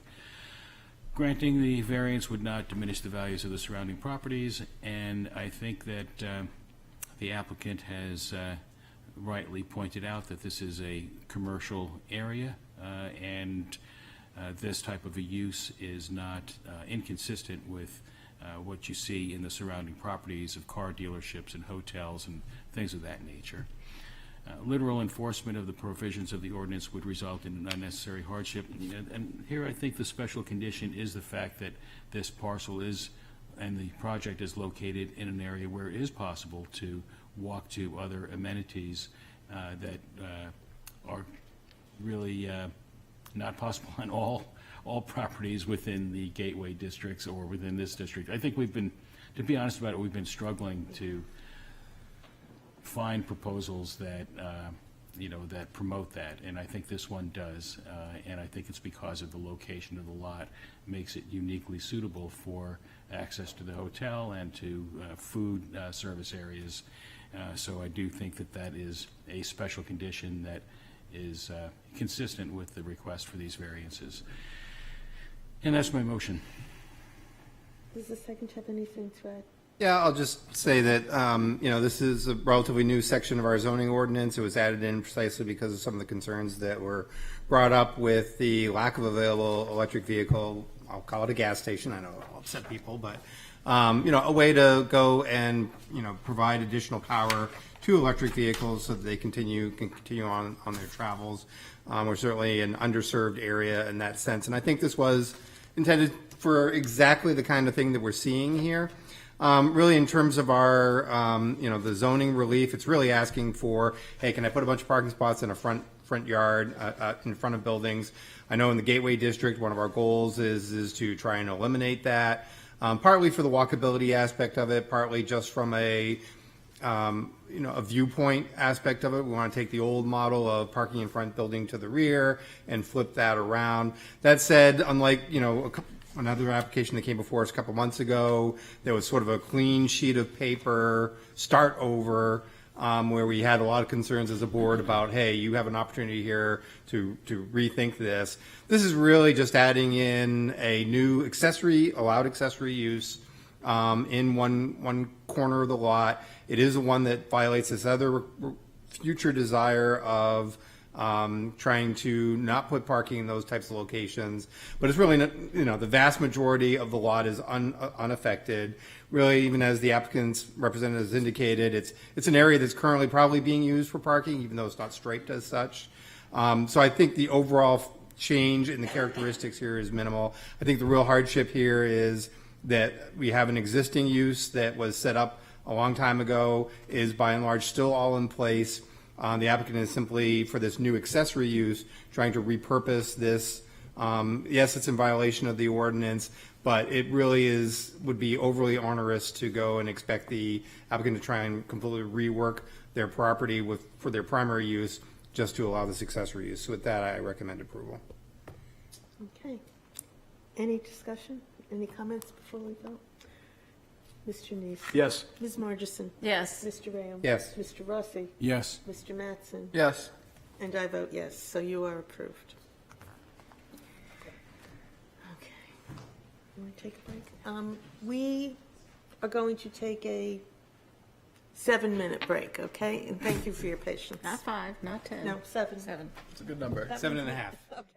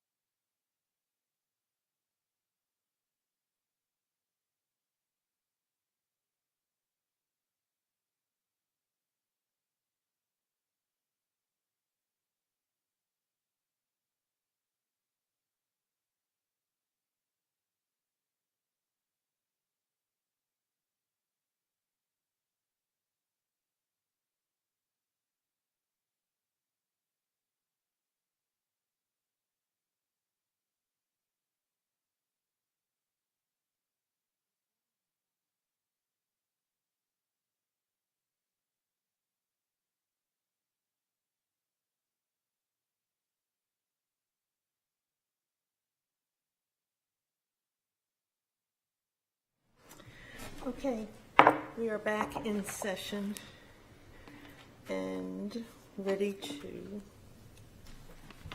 let me just find my page. Item C, the request of Troy Allen and Colleen Elizabeth Blanchard, owners, for property located at 205 Broad Street, whereas relief is needed to demolish an existing screened porch and construct an addition with a first floor deck, which requires the following. 1, variance from section 10.5212A, allow a front yard setback of 7 feet where 15 is required. B, allow a rear yard setback of 10 feet where 20 is required. C, allow coverage of 46% where 25% is allowed. And 2, variance from section 10.321 to allow a non-conforming building or structure to be extended, reconstructed, or enlarged without conforming to the requirements of the ordinance. Said property is located on Assessor Map 130, Lot 16, and lies within the General Residence A District. Welcome. Thank you, Madam Chairman, members of the board. I'm Tim Phoenix, attorney at Hopeful Phoenix, Gormley and Roberts here in Portsmouth, here on behalf of Troy and Colleen Blanchard. Colleen is in the first row with me tonight. Her husband, Troy, is out of state on business, so could not be here. Also with me tonight is John Shagnon from Haley Ward, who's done the plans before you, and their builder, Jason Lajeunesse. They are all here to answer questions if you have them. Jillian has put up on the screen the existing conditions plan. I want to make a couple of primary initial observations for you. First, this lot is 3,025 square feet in an area where 7,500 square feet is required. On the numbers, 3,025 square feet is about 40% of the required lot size in this area, and it's about 6% of an acre. This area, the GRA area, provides under its intent that is to provide between 5 and 12 dwelling units per acre. Obviously, we only have one unit on this lot. The numbers would be a little more than 12, but it's in that range. The other thing to point out is that this is at the corner of Spring and Broad Streets. It has a Broad Street address, but because it's at the corner of two streets, it's subject to 2 front setbacks. So the rear is the Wallace House. Whoops, of course I pushed the wrong one. The Wallace House back here, because the rear is what's from the address, which is Broad Street. With apologies to the chair and the board, I have a letter here from the Wallaces that I had thought had already been turned into you. John Shagnon, checking the files, said it was not. It's just a few sentences. I'm going to read it, and then I'll turn in the copy that I have. This is dated, Christopher Wallace signed it on May 19th, Emily Wallace on May 21st. Dear Zoning Board, we, Chris and Emily Wallace, are writing as owners and occupants of 46 Spring Street. Our property directly abuts the property of Troy and Colleen Blanchard at 205 Broad Street. We have had the opportunity to review Troy and Colleen's plans for a garage and addition on the rear and left side of their home. We understand that zoning variances are necessary for this project to move forward. We are writing to confirm our full support for the proposed construction and any variances or other relief required to permit its completion. We believe this project to be a positive addition to the neighborhood. And I would point out that they are the ones most affected by this, because the primary relief that we need is getting a little closer to their common lot line, and they're in support of it. I have the one copy. May I turn that into Jillian?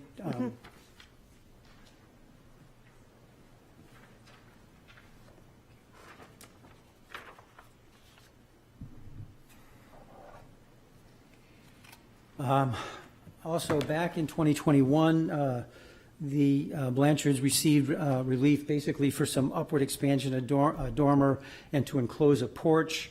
It was within the existing, if you will, footprint of the home and the existing porches. I think that is identified in the staff report, but I just wanted to bring it to your attention. As I said, we have a very, very small lot. Jillian, if you can go to the proposed conditions. And so with respect to the lot, there is no, actually, would you go back to the other one, Jillian? I'm sorry. So there is no parking on this lot. Presently, this side of the house is on the lot line. There's an existing porch here that is about 7.5 feet off the lot line, but there's no place to park. The parking is in the public right-of-way right here, shown by this square. Okay, now you can go to the next plan, Jillian. Thank you. So the relief we need is quite simply the overall 10.321, which is expansion of a non-conforming structure. But for the numbers, on the same side, we're asking for an addition at 7.4 feet from Spring Street. The addition, the porch that's there now is also at 7.4 feet, but the real comparison is to the wall of the building, which is at 0 feet. And then at the rear of the building, today, that rear enclosed covered porch is 10 feet, roughly 10 feet, a little bit more, 12 feet from that rear lot line, and we are going to move that to 10.3 feet. And the reason that we need that relief is because of the topography. This is where the garage is on the bottom floor, and the topography is to take the car off the street and go into this garage, which is basically wide enough for a single car. So that's why that area of the building is getting a little bit closer to the rear lot line. Beyond that, the rest of the addition, which I'll explain what's going in it in a minute, the addition is here essentially where that rear porch already is, and then it wraps around to the side of the house. Those two things, and mainly this wraparound, is what creates the final variance that we need, which is lot coverage of 45.9%, where 34.9 is there today and 25 is the limit. Essentially, the rear area where the garage is going to go wouldn't increase anywhere near between from 34.9 to 45.9.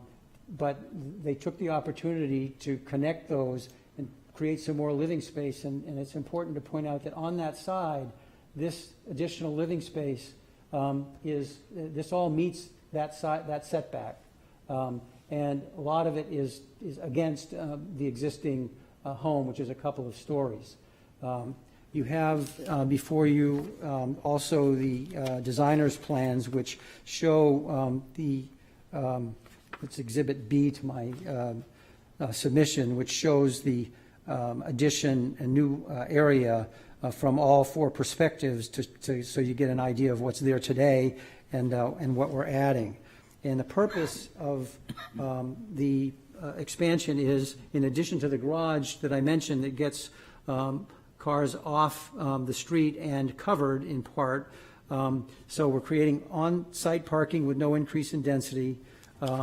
It's already non-conforming with respect to yard setbacks and building coverage, and the garage addition is in roughly the same location as the existing porch. It's also allowing us to have a lower office and a family room and laundry room with an office below and a deck over it. So in our thinking, the proposal is pretty modest in terms of the size. It's important to note that while we're asking for 45.9%, the total coverage is 1,875 square feet. And if this was a 7,500 square foot lot, which is what's required in the area, that would be about 18.5%. So the significant increase or significant coverage already, and we're requesting the increase, is because this is a very, very small lot. There was one earlier today that I think was in the 4,000. This is another 1,000 off of that.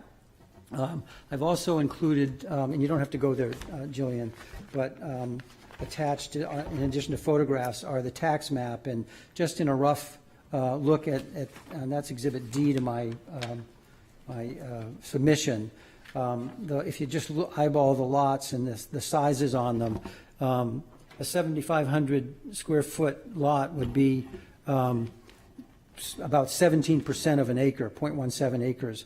Our lot's very small. The lot next to us, behind us, with the approval, the support is very small. Most of the others appear to be between 15 and 20% of the lot size. So it looks like, to me, that the ordinance is doing a pretty good job at 7,500 square feet of trying to recognize the lot sizes in that general area.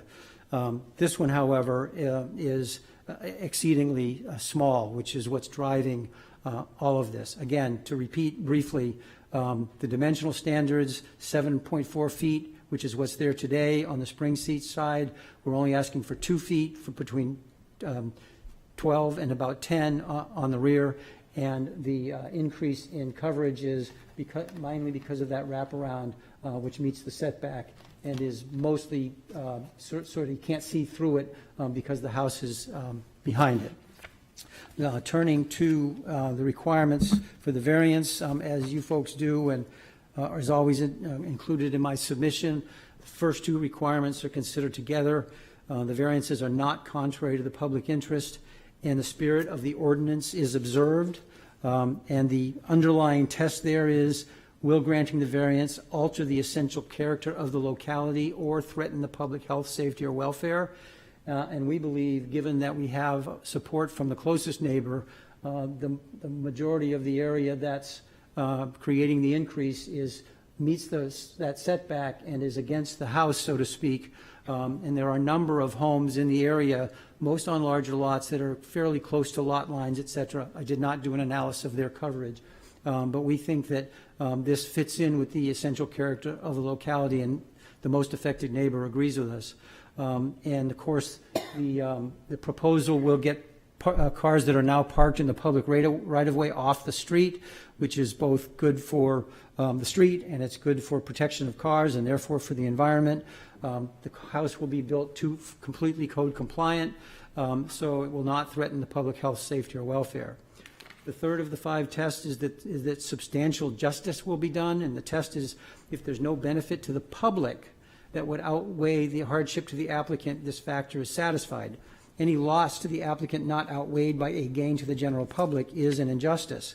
So because of the existing home location, it's violating setbacks on the Spring Street side and on the Broad Street side.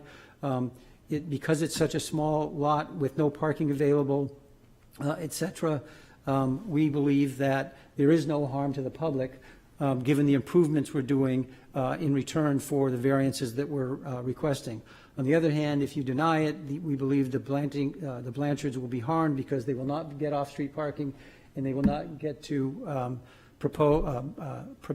build an addition which adds these features, the notable one of which is the parking with living space above it.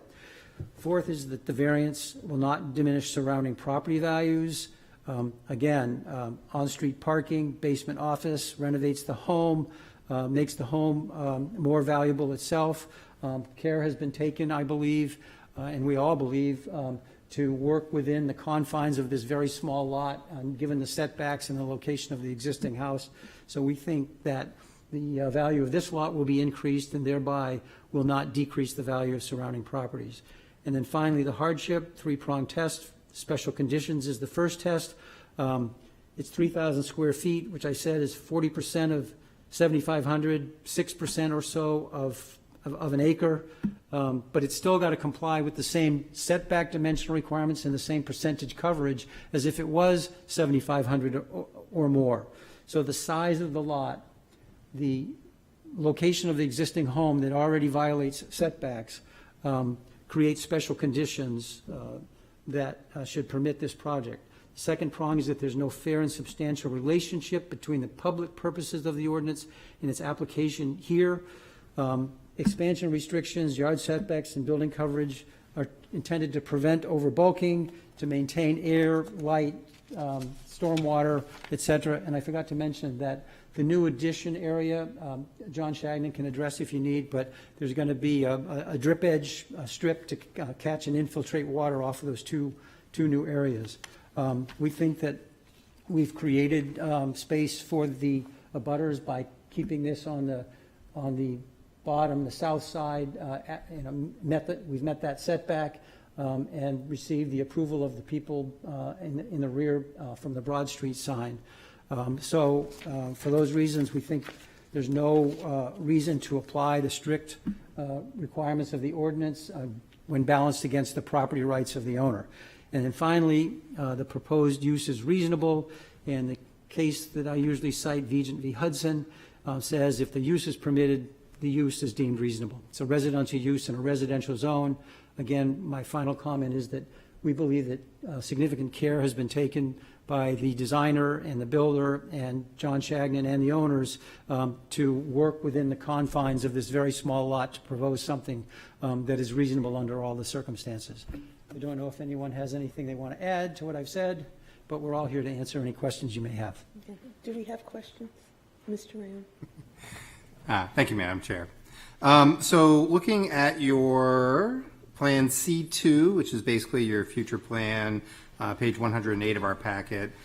So the building coverage area calculations, you have a deck listed, and under the existing, you have 15 square foot deck. I just was looking at the prior drawing, which is C1. I didn't see anything identified as a deck. What is that 15 square feet referring to? I'll have to ask Mr. Shagnon to come up and address that. It is shown as a 15 square foot deck on the existing conditions, but I'll have John identify that.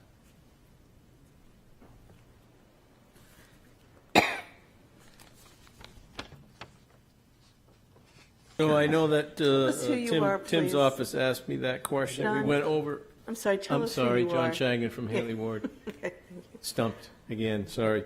Excuse me. I know that we talked a lot about that. There's some decking in the existing condition, a deck walkway. There's a second story porch, and so in the existing, the porch goes from 207 to 0, the deck goes from 15 to 27.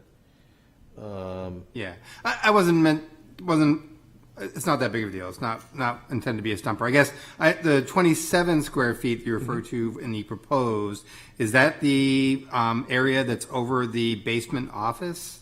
Is that what you're calling deck? You'd be counting it twice, so. That's what I was curious about. Yeah, yeah. We worked it out that we weren't counting it twice. There are some stairs, and the stairs are similar in size. So I'm sorry I don't have the exact answer, but I think it could be the top of the stairs and the landing in the front, which is, I believe, wood, that that are those two that add together to get you to 27, and then in the existing. So you are counting the basement office as part of the residence portion of your calculation? Correct. From the 792 to the 1315, yes. Okay. Yep. And in that same drawing, so I know, I believe Attorney Phoenix said that there's no current existing parking on the lot, which I would agree is kind of true, but this is kind of an interesting neighborhood in that there are no real sidewalks here, but there is a pretty substantial setback from the property line from the actual street that is mostly grassy, contains some public trees. It does appear that there is a double curb cut that goes between 46 Spring and your client's property. So really, for this garage, you don't need a new curb cut. It almost looks like people have been kind of parking there in that sort of partly owned city, partly owned by your client. Is that true? Yes, and that's what Mr. Phoenix was mentioning, is that the area there between the catalpa tree and the Wallace driveway is gravel, and that is parking for the Blanchards. But this new garage will move the car out of the public right-of-way and have it in a covered garage. All right. And then going a little further down to page 116, which is the neighborhood tax map. I was just curious in your research, and we appreciate that this was a surveyed project, so we appreciate that. But it does sort of look like 205 Broad and 46 Spring were maybe perhaps at one point in time one lot, similar to Lot 17, the current 217 Broad. Did anything in your research kind of indicate, was that subdivided at some point in time to kind of create this really tiny lot situation? That's definitely a good observation and probably true. It's not in the time frame where they would have gotten lot numbers with dashes, which indicates a more recent subdivision. I think this development of this area goes back to the late 1800s, so sometime in there. You're probably definitely true that lots were created that came off of Broad Street, and at some point Spring Street was cut in or existed at the same time, and then that lot was further subdivided. Okay. It does look that way, yes. All right, thank you. Any other questions? Yes, Mr. Neese. Yeah, I had a question for Mr. Phoenix. I think I must have misheard something. Could you just confirm what the proposed lot coverage square footage is? Yes, if I did my math correctly, hold on.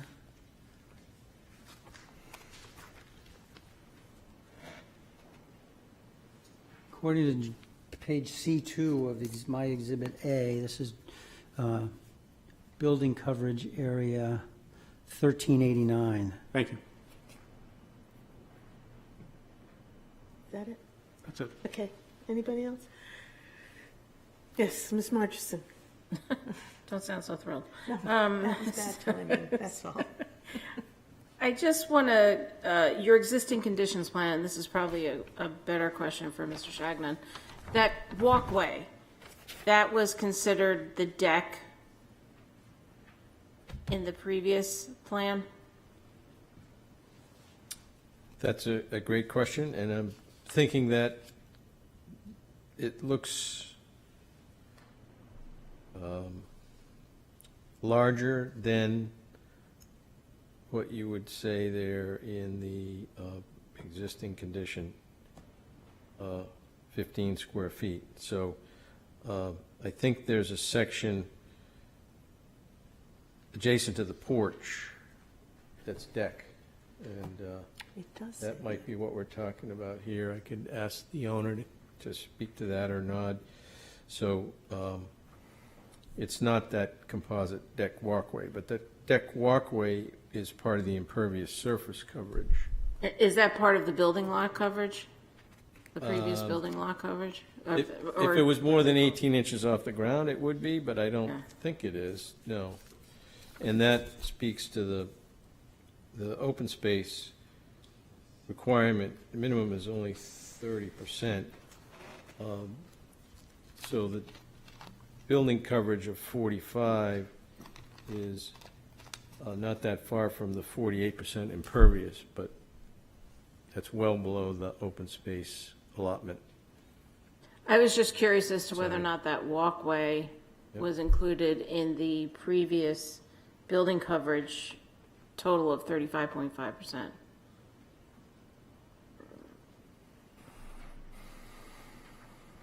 No, it does not appear that it was. The 207 square feet. Okay. That's okay. I just I can need to know I can that. take a look through my folder and see if I. You don't have to. I just, I mean, if it wasn't included in the building lot coverage, that's a building Apologize. coverage This was percentage. back in March when we did the numbers. To add my junior engineer comment to that, I looked at this as though the walkway, it's not a building and it's not over 18, so it doesn't count as the building coverage. The house, the porches, and any other structure over 18 inches would count, and that's sort of that's how I considered it in my head anyway. So this is not, this is under 18. Okay. I wish I could say that the 40-some odd percent came by adding that, but we can't. Okay. All right. Nothing else? Thank you. No, I think that's it. Okay, thanks. Thank you. Is there anyone in the public who would like to speak in favor of this petition? there anyone who would like to speak in opposition?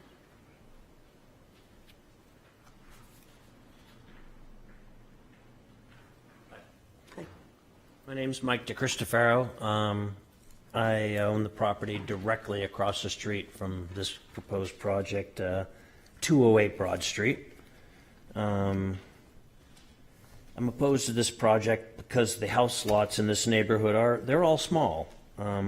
The houses are already very close. I think granting variances like this sets a precedence for, future homeowners who want to build beyond what the building code requires. 46% lot coverage is a lot. I already have a wet basement, and I don't think I can handle any more runoff from the neighbor's property. That would negatively impact my property and its value. Little Harbor School District, it's a quaint, unique Portsmouth neighborhood. Building expansions like this change characters of neighborhoods. And that's why I'm opposed to it. And, I think a simple driveway, if you want to get your car off the street, put a driveway in, a gravel driveway, so there's no more runoff. And it's just, I think it's an overbuild. But anyway, thank you. Thank you. Anyone to speak to, for, or against? Yes.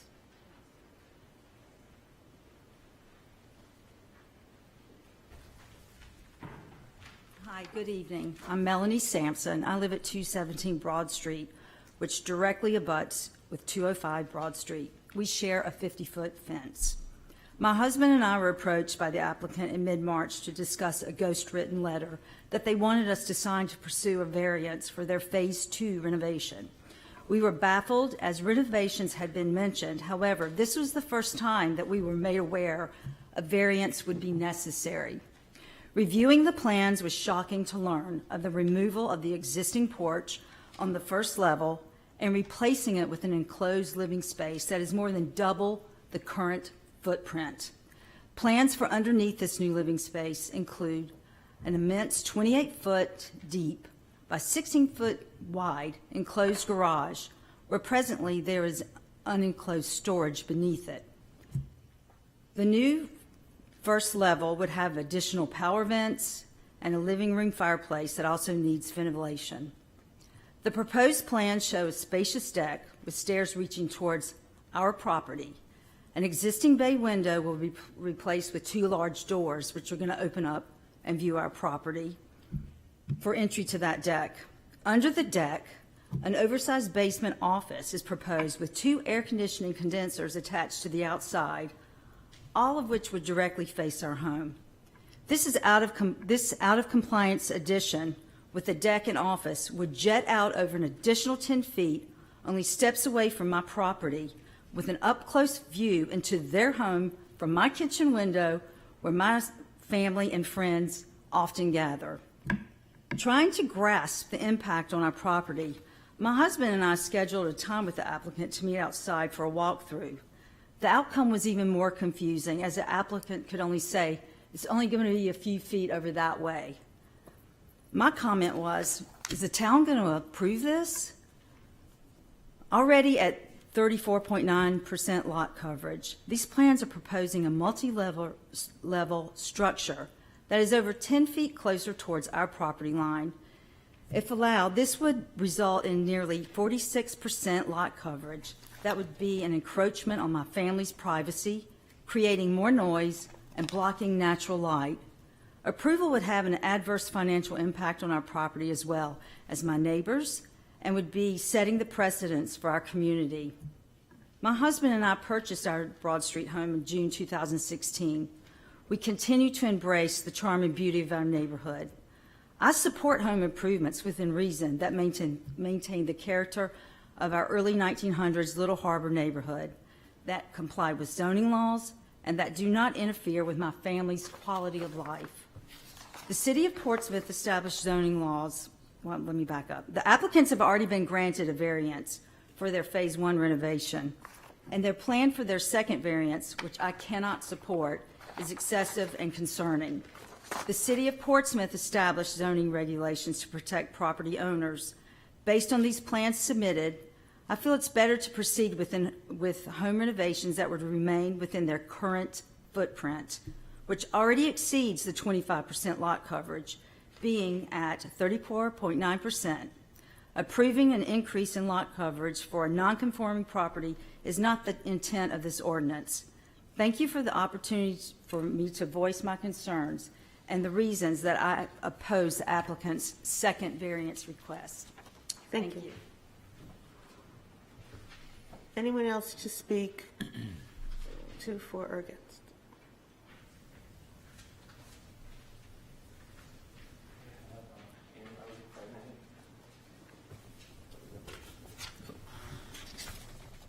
We'll just pass it down if you want to leave it with one of them. Just give me them all. Yes, give them all. Thank you. Sorry, I'm just trying to. Just talk. Should be right. You still need one. It is, supposed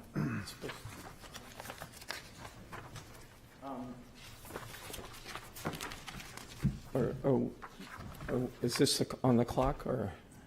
You have 5 minutes. Okay.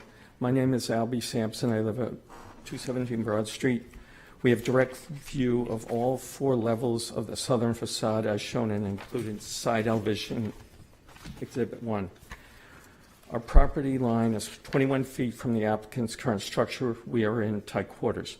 The applicant request for support of another variance came at a surprise.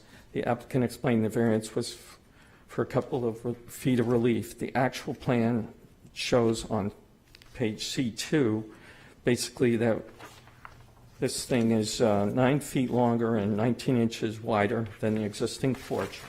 It's listed as a 200 square foot porch, but it would replaced with a 448 square foot structure. The structure would be pushed even closer to the non-conforming eastern lot line, greatly increasing and worsening the current non-conformity. The garage walls will be in full-sized access doors in full view.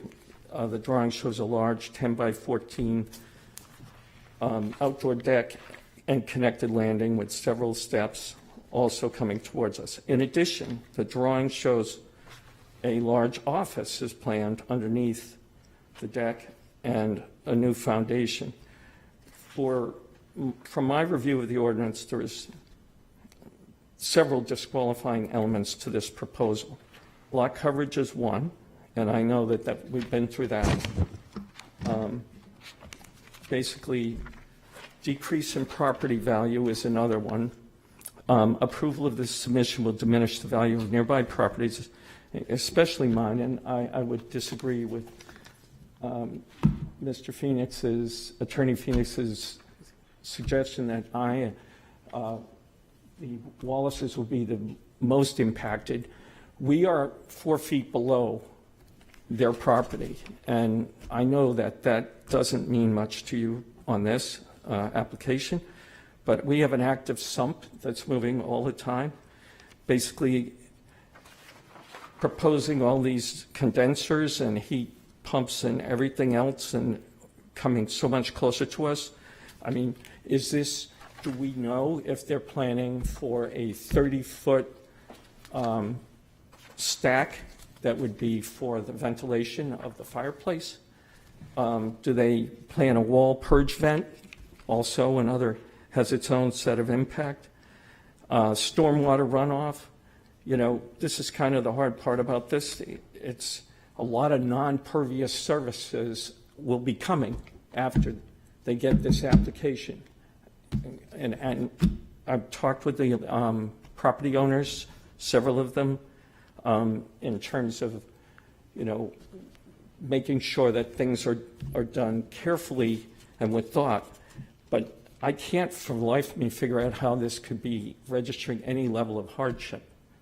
A basement office is not a hardship. A sun or grilling deck is not an option, hardship, especially when there are several current options in the basement, in the existing basement.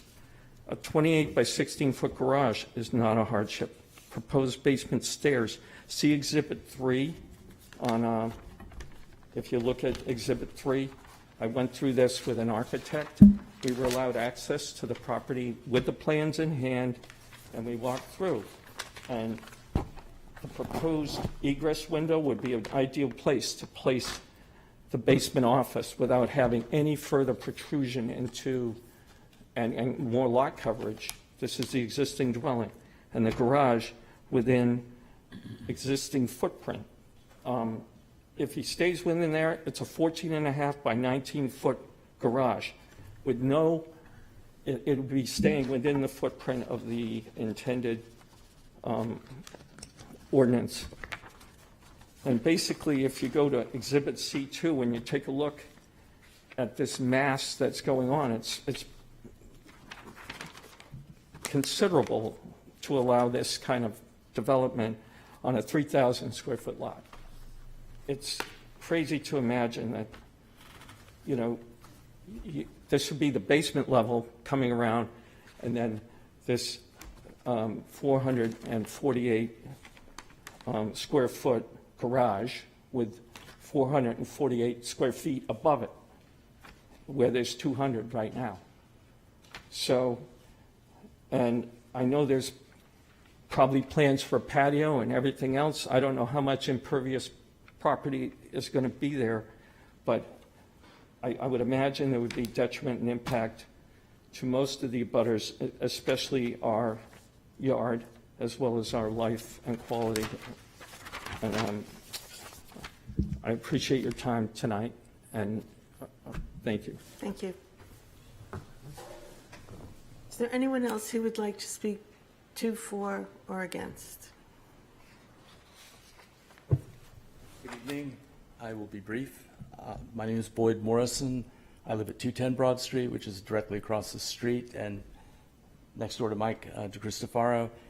I think I would echo what Mike was talking about, this precedent of this amount of lot coverage on a really small lot. This is, in my opinion, excessive. And I think that there's already been one variance project that everybody supported, concluded in 2022, and now it's another round of hardship, which seems difficult for me to accept. So I think I'd like to ask the board to ask them to reconsider this. I don't think anybody is opposed to someone improving their property. I think the plan could be worked out better, be more efficient, but overall, I think Troy and Colleen should, go back and look at this a little more carefully. And also, there's a lot of flooding problems in our neighborhood. Spring Street is not called Spring for nothing. It used to run down to the mill pond. So I'd like to say thank you for your time, and be happy to work with anyone who wants to ask me. Thank you. Okay, thank you. Anyone else who would like to speak to, for, or against? Thank you, Madam Chair, members of the board. Tim Phoenix again. I will be brief as well. First, with respect to the first speaker in opposition at 208 Broad Street, I didn't get his name. I think it was Mike something. He was concerned about runoff towards his property at 208 Broad.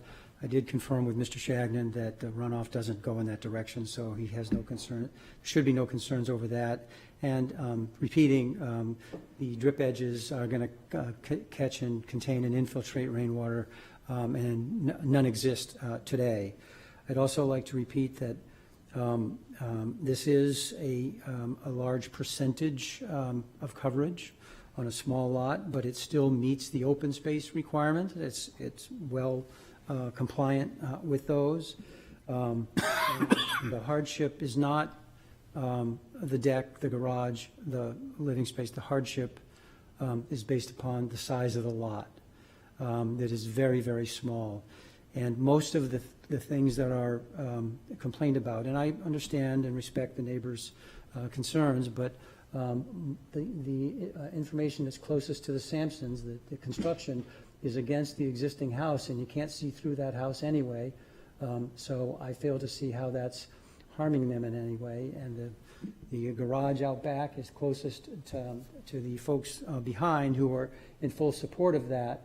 And again, repeating that we do meet the setback requirement on that side. So given that it's a small lot, we think that this is a reasonable expansion and that it meets the requirements for a variance. We'd love to have a larger lot, but we don't. But what they're asking for has taken into consideration, in my opinion, the neighbors and tried to keep things as reasonably tight as they can by making it a one-car garage, et cetera.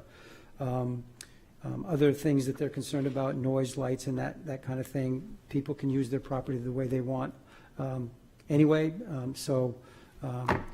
Again, while we understand and respect the concerns of the neighbors, we think that balanced against the property rights of the owners, and given the efforts that they and their team have made with respect to this design, that the relief should be granted. Thank you. Yeah, thank you. Anyone else to speak to, for, or against? Okay. Public hearing is closed.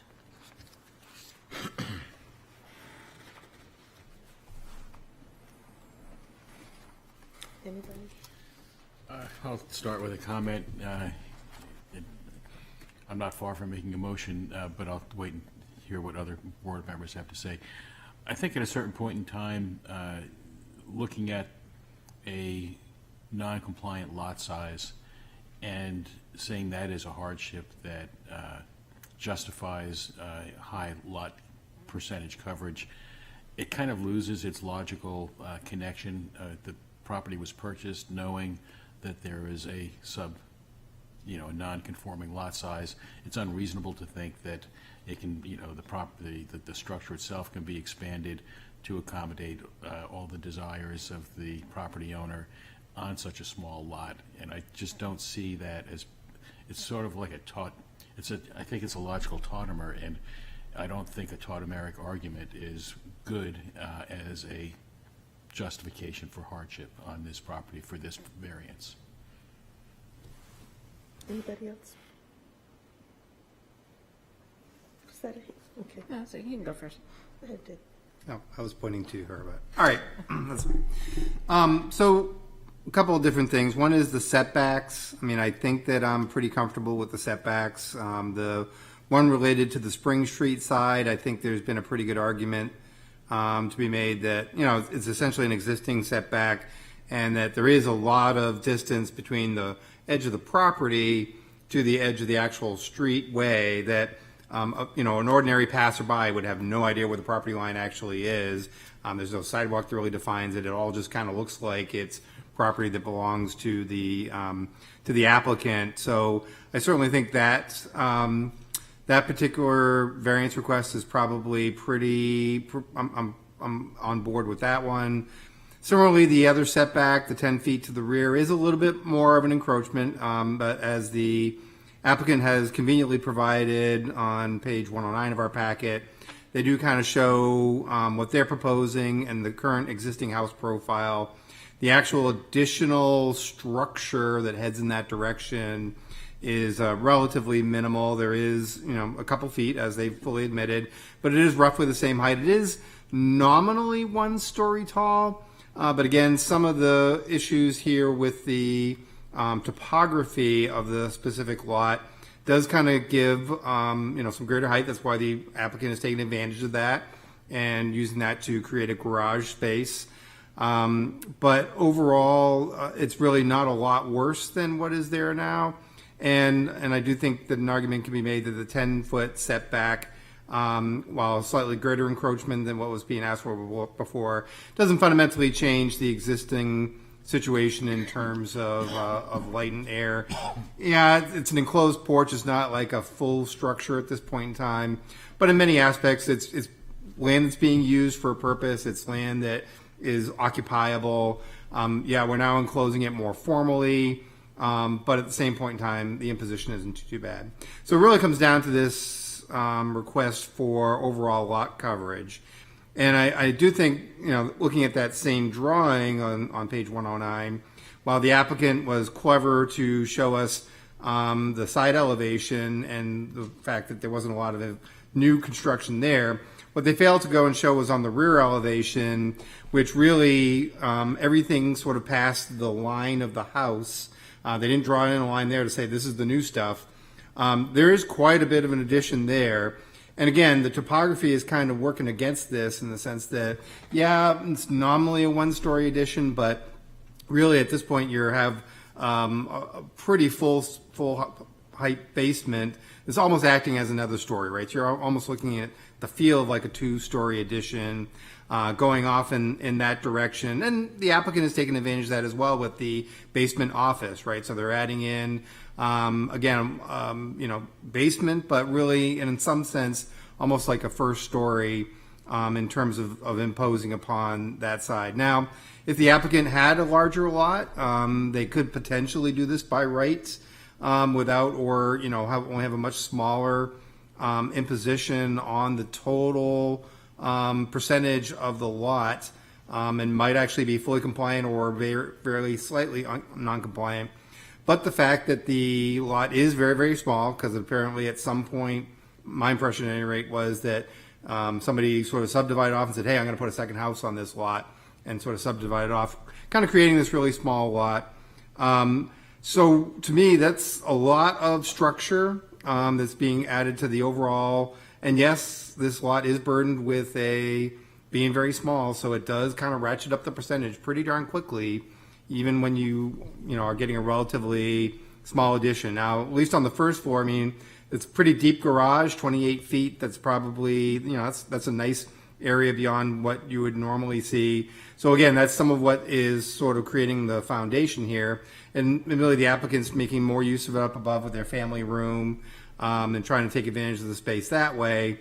But is the imposition on the overall percentage of lot coverage of that, fairly substantial addition towards the inside, is that sufficiently justified by our criteria? And that's the portion I'm struggling with. I think I'm good with the other pieces, but I think that's maybe asking for just a bit too much on this very small lot. Could probably get away with it on a larger lot, but that's not the situation that the applicant finds himself in. Thank you. Yes, Mr. Mattson. I have very similar thoughts to Mr. Ayum. I guess with the two other things that I observed is the open lot coverage is actually still met, even though the building coverage is not.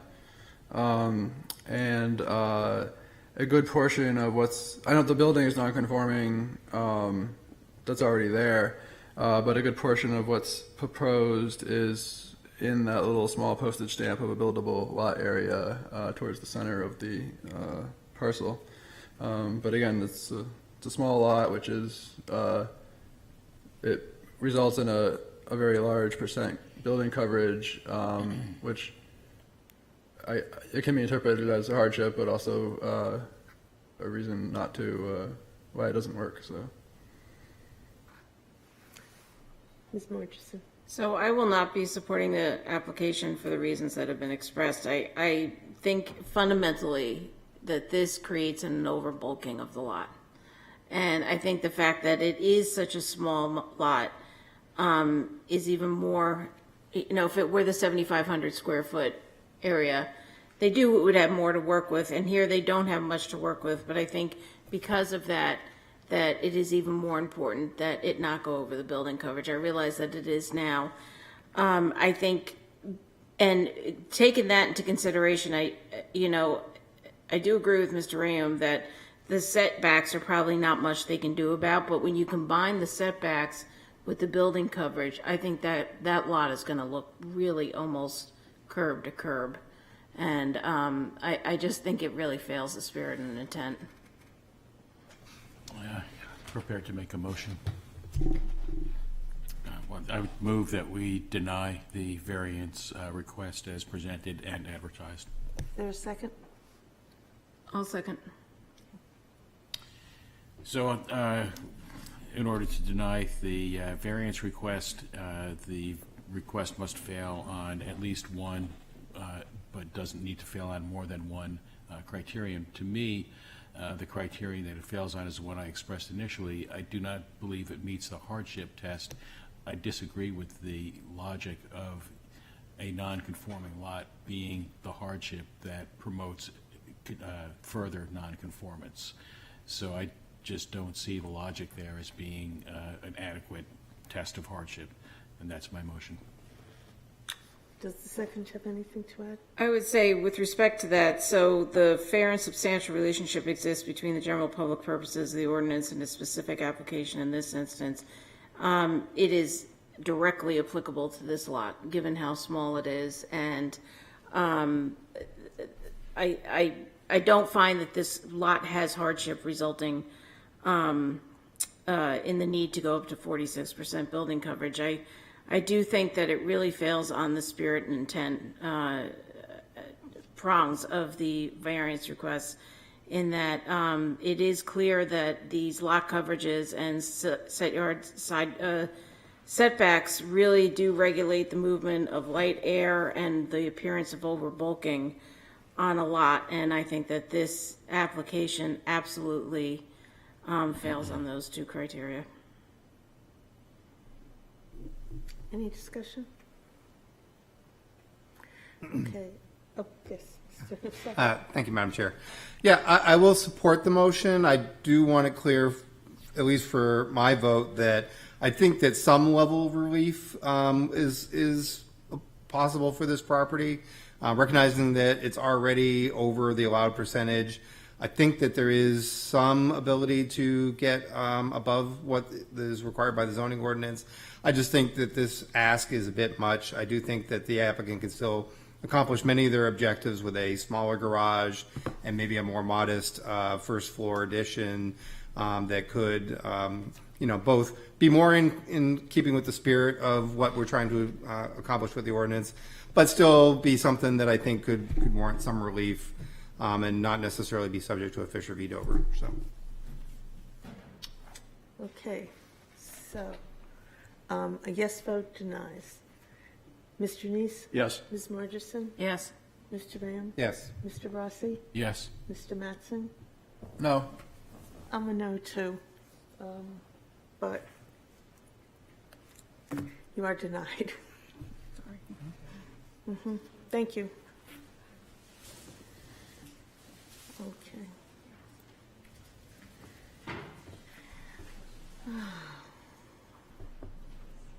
Okay, the next item of business, is there anything for it? Oh, yeah. Last one. Okay. The request of Wendy M. Friedman, owner, for property located at 911 South Street, number 3, whereas relief is needed to demolish an existing deck and construct a 100-square-foot addition, which requires the following: variance from section 10.521 to allow a side yard setback of 5 feet, where 10 feet is required, and 2, variance from section 10.321 to allow a non-conforming building or structure to be extended, reconstructed, or enlarged without conforming to the requirements of the ordinance. Said property is located on Assessor Map 132, Lot 19C, and lies within the general residence district. Hello. Hello. I'm Wendy Friedman. I live at 911 South Street in Unit 3, and I own it, and I am requesting just what you said. We can make this really quick. Mine's going to be really easy. Okay. If you say so. Yeah, well, I mean, I can go over, I'll tell you, it's an existing deck, just as you said, and I'm requesting basically to make that deck into a room that will serve me in my tiny home, where I currently have 760 square feet of living space. It will serve as pretty much the only room in the house that has a door besides the bathroom. The upstairs bedroom is just a loft-style open bedroom. I'm just going to go right to the hardship, basically. Go right ahead. It's a two-person I'm house. sorry, you have to go through all the criteria. Is that, I can do that, the criteria. The variance will not be contrary to the public interest. This is a small one-story room. It's in keeping with the diminutive scale of the building. It does not impede views or access to any part of the land. The setbacks within which the house sits are not affected by the proposed addition. The spirit of the ordinance will be observed. I believe the spirit of the ordinance will be observed in granting of this variance because the addition is not excessive or frivolous. The only setback that will be affected currently measures 150 feet. The setback will become 140 feet after the proposed addition. Substantial justice will be done. A variance for this project will be fair and reasonable. The lot provides adequate square footage to build an addition in the size that is proposed. The values surrounding properties will not be diminished. The addition will not hinder any views or access to surrounding spaces, and only affects the front side of the house where there is adequate yard space. The addition will enhance the look of my building, which could contribute to a nicer overall appearance of the surrounding properties.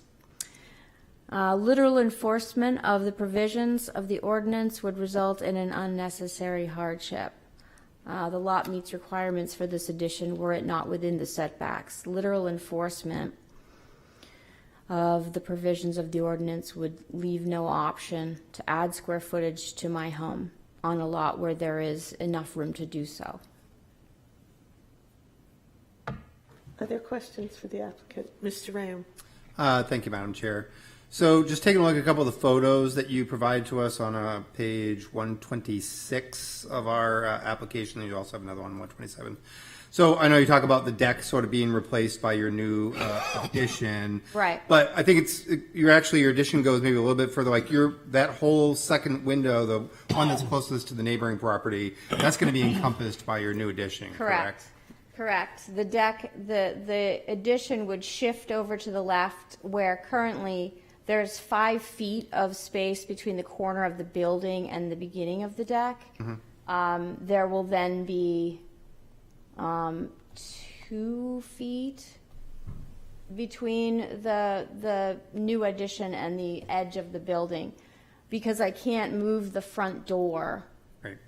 So everything has to shift over. Yeah, so the front door is going to remain. It looks like you're adding French doors on your new addition. So what are you going to be doing with that deck? Is it going to be like reconfigured and enlarged? Is that what your plan is? No, it'll just be recreated as a way to enter the house. So the main entry with the black surround will still be there, but you could also enter through the French doors into the room that'll be used as a sitting room. Mm-hmm. And when my 16-year-old daughter comes, it'll be my room because she doesn't come by herself. She comes with a posse. So that's really the whole reason that I want to do this, is to accommodate her, since we moved there when she was 8. And I thought, I'll take care of all this, when she gets bigger. But it wasn't just her. It's her and, all the people she travels with. And again, just looking at the picture on page 127, Yeah. So it looks like the current steps, if I dare call them that, to get up onto your deck are kind of like a couple of rocks over there. As part of rebuilding all that, are you going to have like a little bit more of a code compliant step up? A proper code compliant situation. That is the plan. Okay. Yes, right. it is. Yeah. Yeah, it's like tromping through the forest to get there. Well, yeah, it's a bit of a garden cottage atmosphere right now. So, My one other concern is the approval when this was converted from a barn into a living unit. There was a stipulation that this board provided saying that the northerly and westerly facades would not have any windows, and it appears that has occurred. And I'm not sure what the impact is on your daily life from not having those windows, but you are proposing with this to add what appears to be a window on your addition, really pretty high up, sort of that long, narrow window as shown on page 122 of our packet. Can you just talk a little bit about that window and why you feel that it's in keeping with the spirit of what was approved by this board back many years ago? I didn't know that I always wondered why there were no windows on that side of the building. I didn't know that was a plan. I just thought, oh, okay, well, that makes sense because it's fairly close to the place next door. Right. So I didn't know. So a transom window for me would just bring in light. That's the point for me of this space. The house is fairly dark because the eastern side of it is mostly stairway. And so the southern part, the two windows to the left of the door, it's dark in there because there are no windows on the west side of the house, and the north side does have a small window, but it's dark. So I decided to try to just bring some more light into the rest of the house with Okay. that transom. I mean, if this board felt strongly that that was a problem, is that something you could live without in your design? Or? Yeah. Okay. And then lastly, on page 130, I just want to validate for the record that this document you're presenting here is basically your condo association's agreement with you making this change to your unit. Yeah, it's a signed note. Yeah. Okay. Yeah, everybody's in agreement. I know it's a little cut and paste there, but It's the I know, it's the literal cut and paste. well, I mean, I was just jumping through hoops trying to, Sure. get everything done. But yeah, no, my condo association is on board. Okay. Yeah, I just wanted you to state it for the record. Just Thank you. Yep. That's all I have for questions. Okay. Any other questions for the applicant? No? Okay, thank you. I still have to ask, you may sit. Oh, I'm going to sit down. Okay. I still have to ask if there's anyone in the public who would like to speak in favor? Anyone who would like to speak against? Anyone who would like to speak for or against? Public hearing is closed. What would you like to do? I'll just start off with a comment that I think the transom window is fine. I believe that the original intent was to respect the privacy of the neighbors, and I think this achieves that purpose. As such, I would make a motion that we approve the variance request as presented and advertised. Is there a second? Thank you, Mr. Mattson. All right, once again, I must call upon my cheat sheet. Okay, granting the variance would not be contrary to the public interest, and granting the variance would observe the spirit of the ordinance.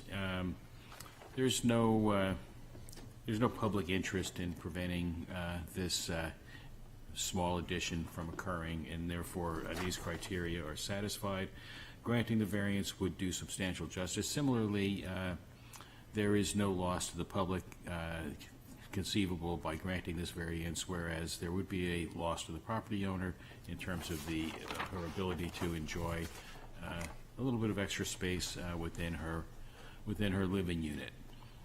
Granting the variance would not diminish the values of the surrounding properties. I think this pertains basically to the other residents in the condo association, and as we saw by the ironclad legal document of cut and paste design, everyone seems to feel that is the case, that there is no impact on the value of their units, at least in the negative, and therefore I will take that criterion as being satisfied. Literal enforcement of the provisions of the ordinance would result in an unnecessary hardship. The purpose of many of these provisions in our ordinance, particularly the left yard setback, is to preserve light and space for the surrounding properties. This is a very minor structure, and it does not in any significant way infringe upon the light and space environment of the area. So with that having been said, that is my motion. Does the second have anything to add? Yeah, for the hardship, I'll just add that the location of the dwelling is already fixed, and that dictates this need for relief of the addition to the left side yard. All right, there's the motion. Is there any discussion? Okay, Mr. Denise. Yes. Ms. Margison. Yes. Mr. Graham. Yes. Mr. Rossi. Yes. Mr. Mattson. Yes. And the chair votes yes. You are all set. Thank you so much. Okay, thank you for your patience. Good luck. You know, in the last day, someone else came to me and said, you might be, if you move the front door, you might be able to get a little mud put in there. So if I reapplied with a little bit of a different configuration, do you think there's further room for a conversation? Let's talk. Let's talk. I just, okay. Thank you, Bill. Thanks very much. Okay. Take what I can get. You're welcome. Okay, mission not accomplished. All right, any new business, anything to, then let's, Move to adjourn? second? Second. All in favor? Aye. We adjourn.